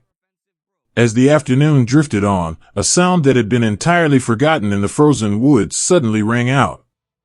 It was a cheerful, ordinary sound. A canvas flap on a supply truck was thrown back, and a clerk climbed out, holding a heavy, burlap sack. "Mail call," he said softly, his voice carrying easily through the quiet trees. The men did not rush forward. They stood up slowly, their joints still aching with the ghost of the cold, and gathered around the truck in a loose, quiet circle. For weeks, the letters had been trapped in warehouses miles away, blocked by the snow and the fighting. Now, the paper lifelines had finally made it through the open corridor. The clerk read the names in a low, respectful voice.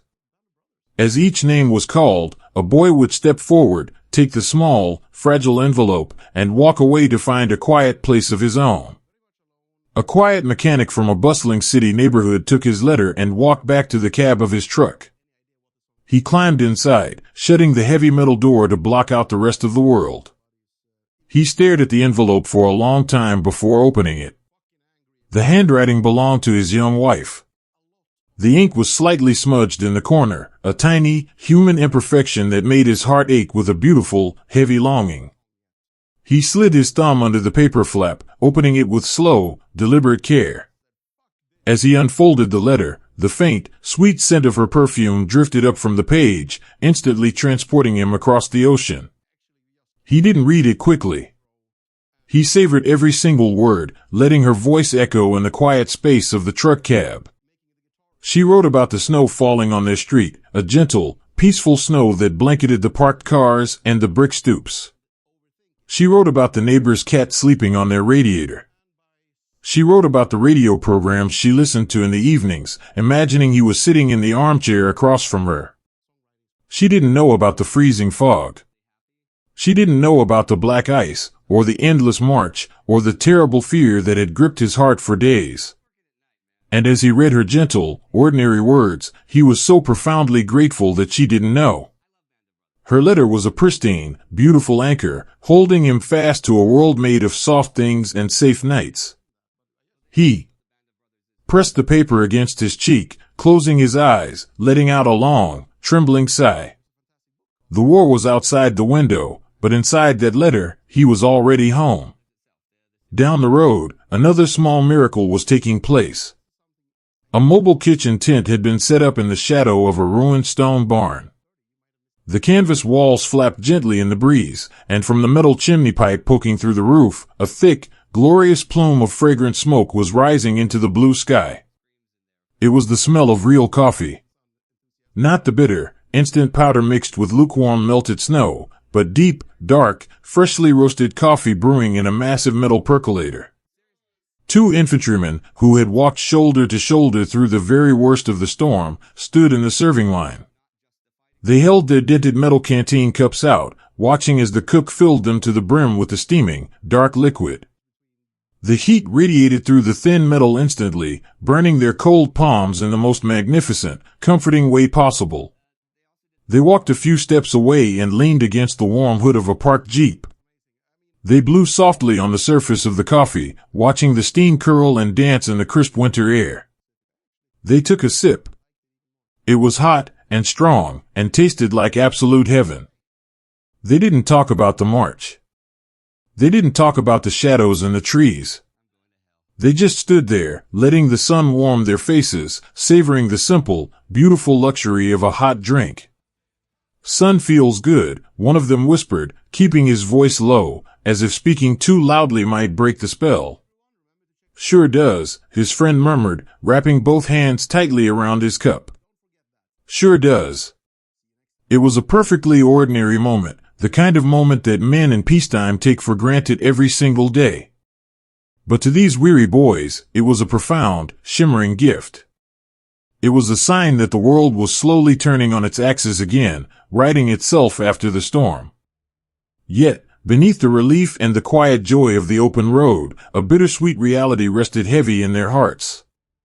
They had won a monumental victory against the winter and the dark.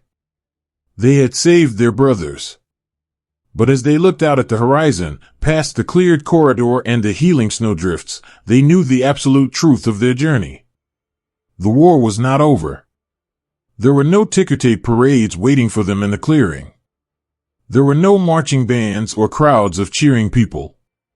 There was only the quiet forest, the endless road, and the gentle, unspoken understanding that tomorrow they would have to pack their canvas bags, lace up their stiff boots, and begin walking again. A young lieutenant stood alone on a high ridge overlooking the valley. He watched the trucks moving slowly down the cleared road, tiny olive-drab beetles crawling through the white landscape. He thought of the men who had walked that road in the dark, the men who had given every ounce of their strength to push the line forward. He thought of the quiet, empty boots they had left behind in the snow. He didn't feel a grand, swelling pride. He felt a deep, quiet ache, a respectful sorrow for the cost of the ground they stood on. He slowly reached up and took off his helmet, holding it against his side. The winter breeze ruffled his hair, cool and clean.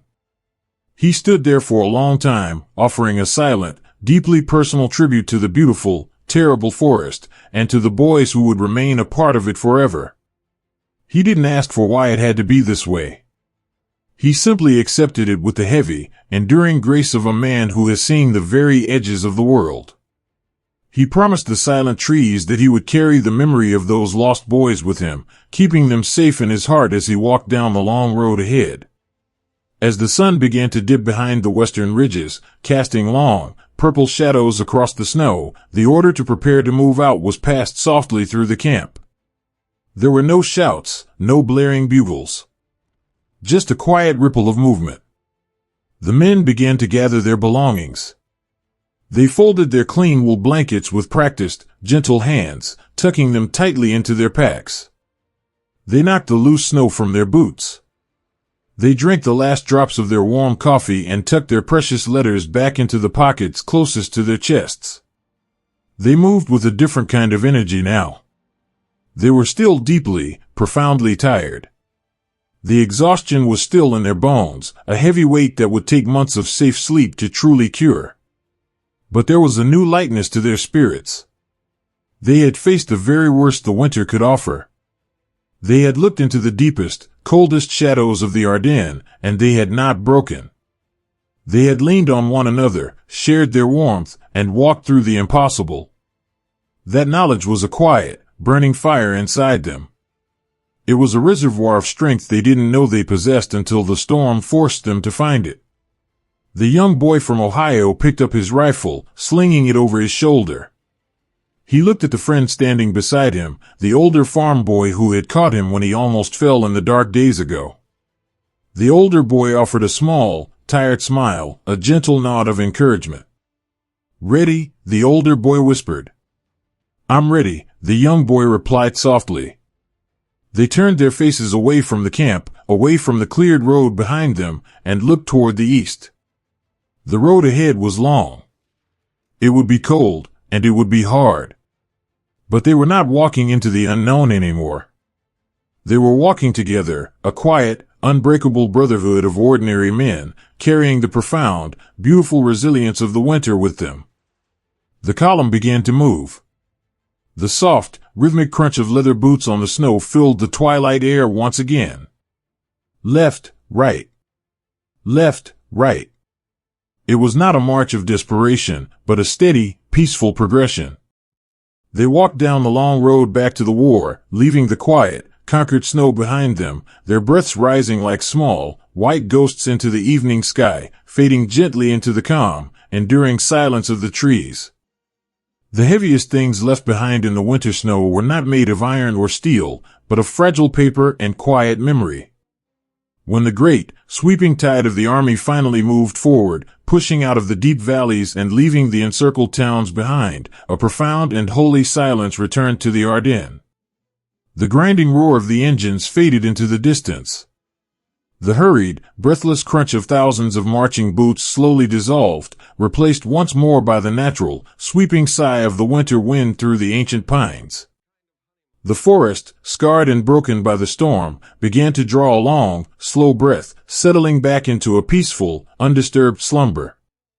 But in the small, quiet clearings left behind, the absence of the boys who had marched into the dark was a physical, heavy thing. For the survivors, the days immediately following the breakthrough were a delicate, bittersweet dream. They were finally warm. They had hot coffee in their tin cups, and thick, dry blankets to wrap around their weary shoulders.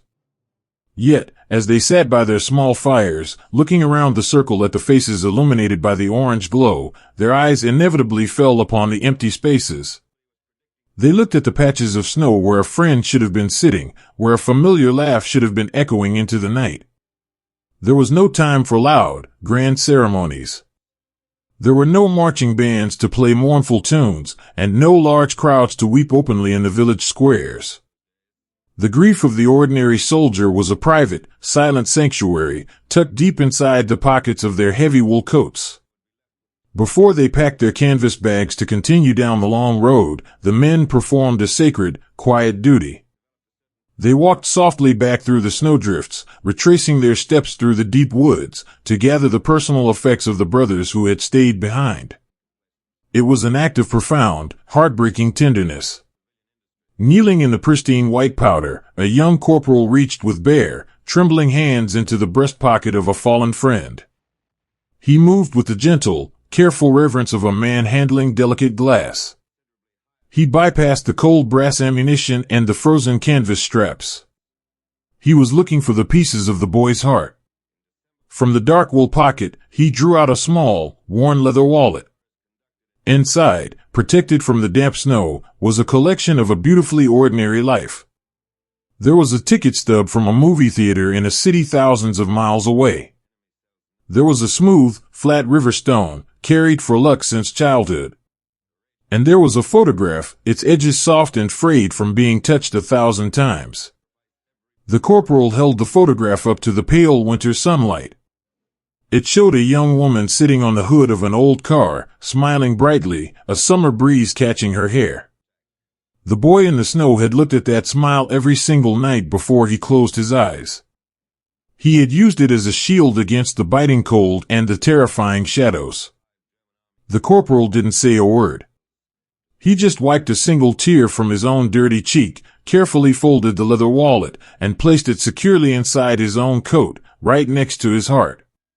He would carry that smile home for his friend. In another part of the forest, inside the dim, damp cellar of a ruined farmhouse, a sergeant sat on a wooden crate, holding a small, crumpled piece of paper. It was a letter, written in faint, smudged pencil. The boy who had written it was a quiet, gentle soul from the sweeping plains of the Midwest. He had spent his last evening in the cellar writing to his mother. The sergeant read the words softly by the light of a flickering candle. The boy had not written about the fear. He had not written about the ice, or the hunger, or the sheer exhaustion of the march. He had written about the stars. He told his mother how bright they looked through the canopy of the pine trees, and how they reminded him of the fireflies in their backyard during the warm summer months. The letter ended abruptly, mid-sentence, right at the bottom of the page. "I think the snow might stop tomorrow," the last line read. "And when it does, I hope." There were no more words. The quiet boy had simply run out of time. The sergeant stared at that unfinished sentence for a long time, listening to the soft dripping of melted snow from the cellar ceiling. He gently smoothed out the creases in the paper with his thick thumb. He found a blank envelope in his own pack, slipped the letter inside, and sealed it. He would not let the boy's last thought vanish into the dark. He would send it across the ocean, a fragile paper bridge carrying a son's last, gentle gaze at the stars back to the mother who was waiting for him. These were the letters never sent. The quiet, interrupted conversations of a generation of boys asked to give up their tomorrows. The survivors gathered them all.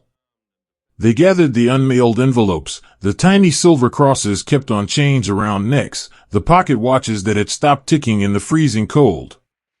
They placed them carefully into small canvas bags, treating each item as a priceless, irreplaceable treasure.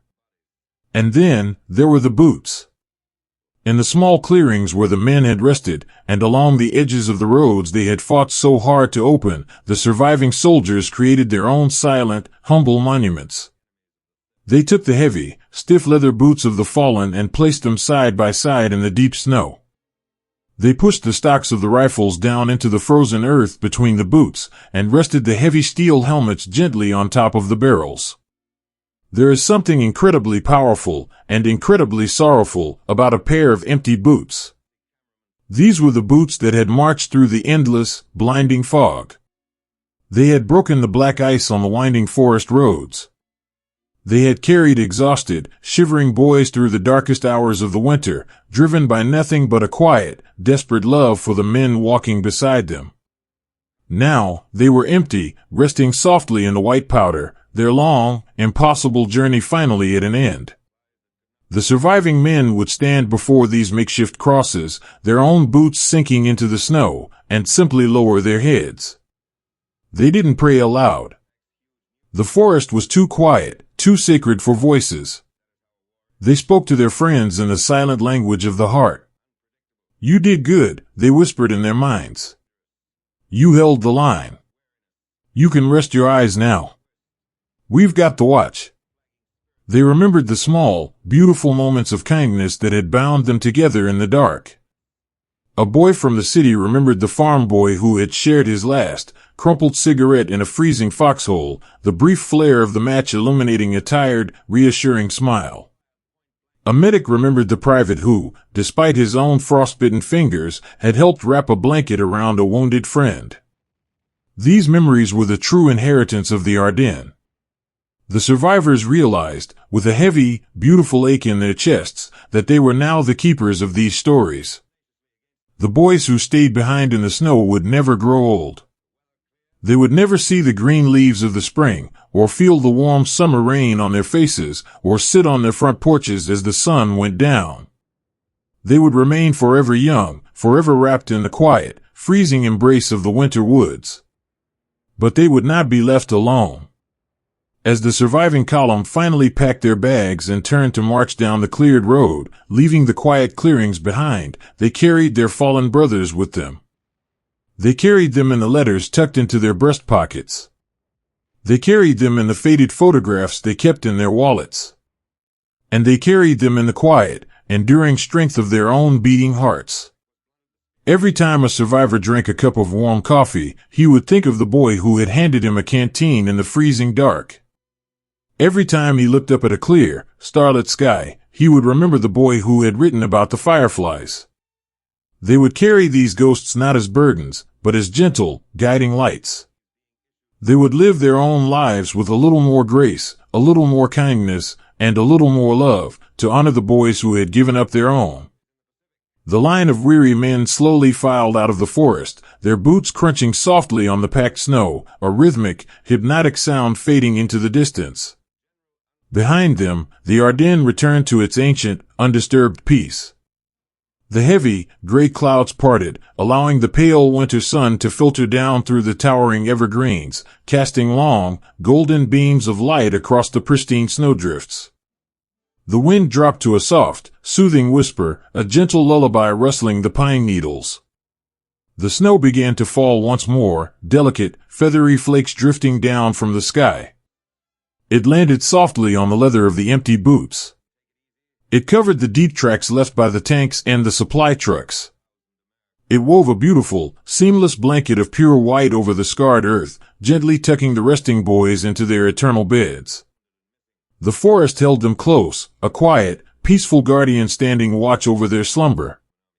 The noise of the world was gone.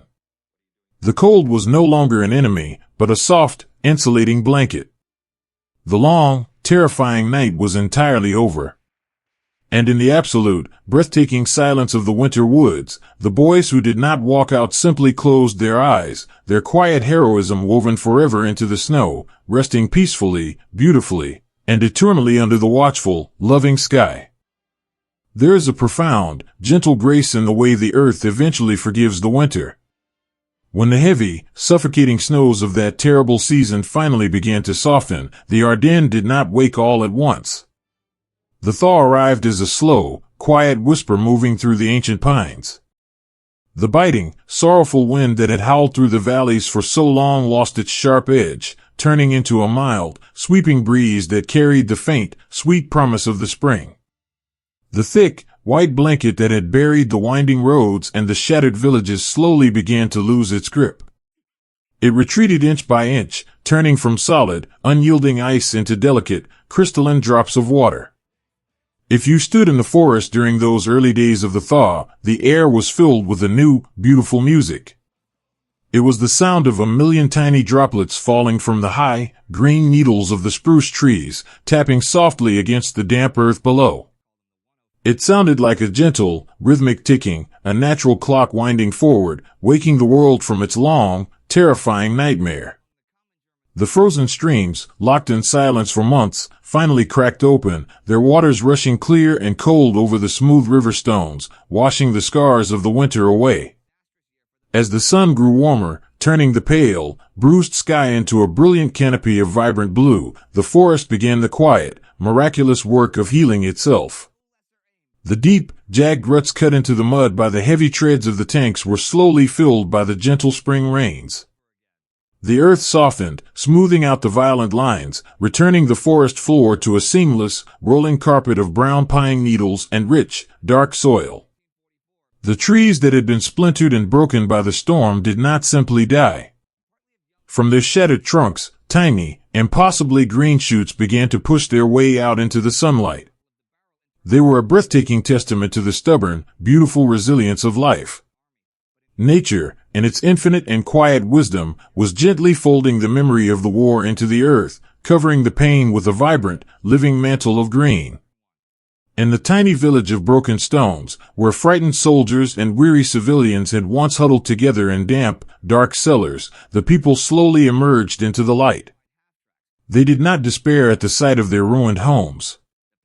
With the same quiet endurance that had carried them through the winter, they began to rebuild. The old grandmother, who had shared her last drops of warm, watered-down soup with a shivering, terrified boy, walked out into the small patch of earth behind her shattered kitchen. She knelt in the soil, her withered hands turning the dirt to prepare it for the spring planting. As her fingers sifted through the earth, she brushed against something small, round, and hard. She picked it up and wiped the dark mud away with her thumb. It was a single, brass button, embossed with an eagle, fallen from the heavy wool coat of a young rescuer. She did not throw it away. She polished it on her apron, her eyes softening with a quiet, distant memory. She carried it inside and placed it on the windowsill, catching the afternoon sunlight. It was a tiny, silent monument to the boys who had walked out of the freezing fog and into her cellar, bringing the dawn with them. Out in the sprawling, open fields surrounding the villages, the local farmers returned with their wooden carts and their heavy plows. As they turned the earth, preparing the soil for the wheat and the barley, the metal blades of their plows would occasionally strike something hard. They would stop their horses, step down into the furrows, and unearth the remnants of the long night. They found empty brass casings, rusted canteens, and heavy steel helmets, their olive paint flaking away. These farmers did not view these objects as mere debris. They understood the profound, heavy cost of the quiet they now enjoyed. They would gently wipe the dirt from the curved steel of a helmet and carry it to the edge of the field. They would place it softly at the base of a great oak tree, or rest it securely on the top of a low stone wall. Over the years, the moss would grow over the iron. The creeping ivy would wrap around the rusted canteens. The forest would slowly, lovingly reclaim them, turning the artifacts of fear into peaceful, natural shrines, resting silently in the dappled shade of the summer leaves.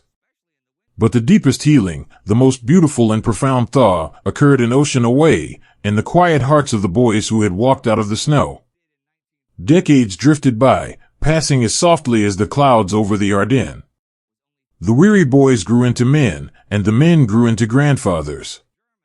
The heavy, exhausted steps that had broken the black ice slowed once more, not from the biting cold, but from the gentle, inevitable weight of a long, full life.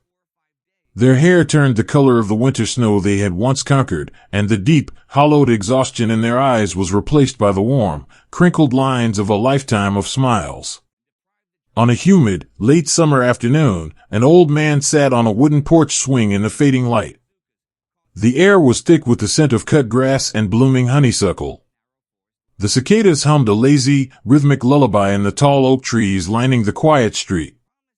He held a glass of iced tea in a hand that was thin, speckled with age, and trembling just a little. He closed his eyes, leaning his head back against the warm wood of the swing, and listened to the distant, joyous sound of his grandchildren running through the sprinklers in the backyard. In that moment of absolute, perfect peace, his mind drifted back across the water. He did not feel the terror of the dark. He did not feel the biting sting of the frost. The nightmares had long since lost their power, melting away with the years. Instead, he felt a phantom warmth. He remembered the boy from the crowded city street, sitting shoulder to shoulder with him in a freezing hole in the earth, passing a single, crumpled cigarette back and forth in the dark. He remembered the brief, golden flare of the match illuminating a dirt-smudged face, offering a tender, reassuring smile.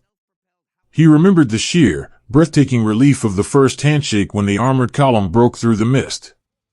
A profound, swelling gratitude filled his chest. It was a gratitude so vast and beautiful that it brought a single, quiet tear to the corner of his eye. He realized that every warm summer breeze he had ever felt, every cup of hot coffee he had ever drank in a quiet kitchen, and every time he had tucked his own children into their safe, dry beds, was a gift. It was a gift given to him by the quiet resilience of the boys he had walked with, and by the profound sacrifice of the boys who had stayed behind in the snow. He had not lived his life just for himself. He had lived it for them. He had loved a little deeper, laughed a little louder, and held his family a little closer, carrying the memories of his fallen brothers forward into the light. Miles away, in a quiet, lamplit study, another survivor opened a small, polished cedar box resting on his desk. The room smelled of old paper and quiet reverence. Inside the box were the fragile, holy relics of the winter. He reached in with slow, careful fingers and lifted out a small, rectangular piece of cardboard. It was the prayer for fair weather. The paper softened and frayed by time, the ink faded into a pale, ghost-like gray. Beside it lay a small square of pure white silk, cut from the canopy of a supply parachute that had drifted down from the heavens on the day the sky finally opened. And resting at the bottom of the box was a tiny, crumpled star, folded meticulously from a silver chewing gum wrapper, saved from a makeshift Christmas tree in a frozen dugout. The old man touched the silver foil gently. It didn't catch the light the way it used to, but to him, it was still the most brilliant, beautiful star in the universe. He didn't look at it with sorrow. He looked at it with an overwhelming, peaceful love. It was the physical proof that even in the darkest, coldest, most terrifying corner of the world, humanity had not failed. Kindness had survived the frost. Ordinary boys had reached into their exhausted hearts and found the courage to keep each other warm. He closed the cedar box with a soft click, a quiet smile resting on his lips, entirely at peace with the ghosts of his youth. If you travel to the Ardennes today, and you walk into the deep, sweeping valleys of the forest, you will find a landscape that has completely forgiven the past. The towering, ancient pines stand close together, their dark green needles weaving a thick, protective canopy over the earth. The silence is absolute and pure. It is no longer the heavy, expectant stillness of an army holding its breath. It is the deep, comforting silence of a sanctuary. The wind sweeps gently through the high branches, a soft, sorrowful whisper that sounds like a mother humming a lullaby to a sleeping child. If you look closely at the forest floor, beneath the soft carpet of brown pine needles and damp leaves, you can still see the faint, undulating shapes of the old foxholes. They are no longer sharp, icy trenches carved into the frozen dirt. They have been worn down by decades of spring rains and falling autumn leaves, becoming shallow, gentle depressions in the earth. In the warm months, these hollows are filled with delicate, bright green ferns and the vibrant, soft blue of wild bells, nodding gently in the breeze. The earth has embraced the scars, turning the places of profound suffering into small, quiet cradles of life. The winter still comes to the Ardennes, just as it always has. Every year, the days grow short, the sky turns a pale, heavy gray, and the snow begins to fall. It drifts down through the branches of the evergreens in large, silent, mesmerizing flakes. It covers the quiet villages, coats the slate roofs, and blankets the ancient forest in a pristine, shimmering white. But it is only a season now. The snow is no longer an enemy.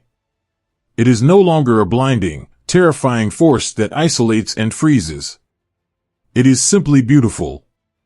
It brings a profound, insulating silence to the woods, a perfect, untouched peace that settles softly over the rolling hills and the deep valleys. The echoes of the grinding engines and the desperate, rhythmic marching of the boots have completely vanished, absorbed entirely by the vastness of time. The weary boys have all gone home. Their long, impossible journey is over. The burdens they carried have been set down, and the terror of the dark has been washed away by the gentle, endless turning of the years. When the snow falls on the Ardennes now, it falls softly, a gentle blessing from the heavens covering the quiet earth. It wraps the forest in a beautiful, sparkling embrace, keeping watch over the memories of the ordinary men who once walked through the shadows. The sky is clear, the forest is quiet, and the long, terrible night is finally, eternally over. The weary boys can close their eyes at last, resting softly, deeply, and beautifully in the perfect, unbroken peace of the winter woods.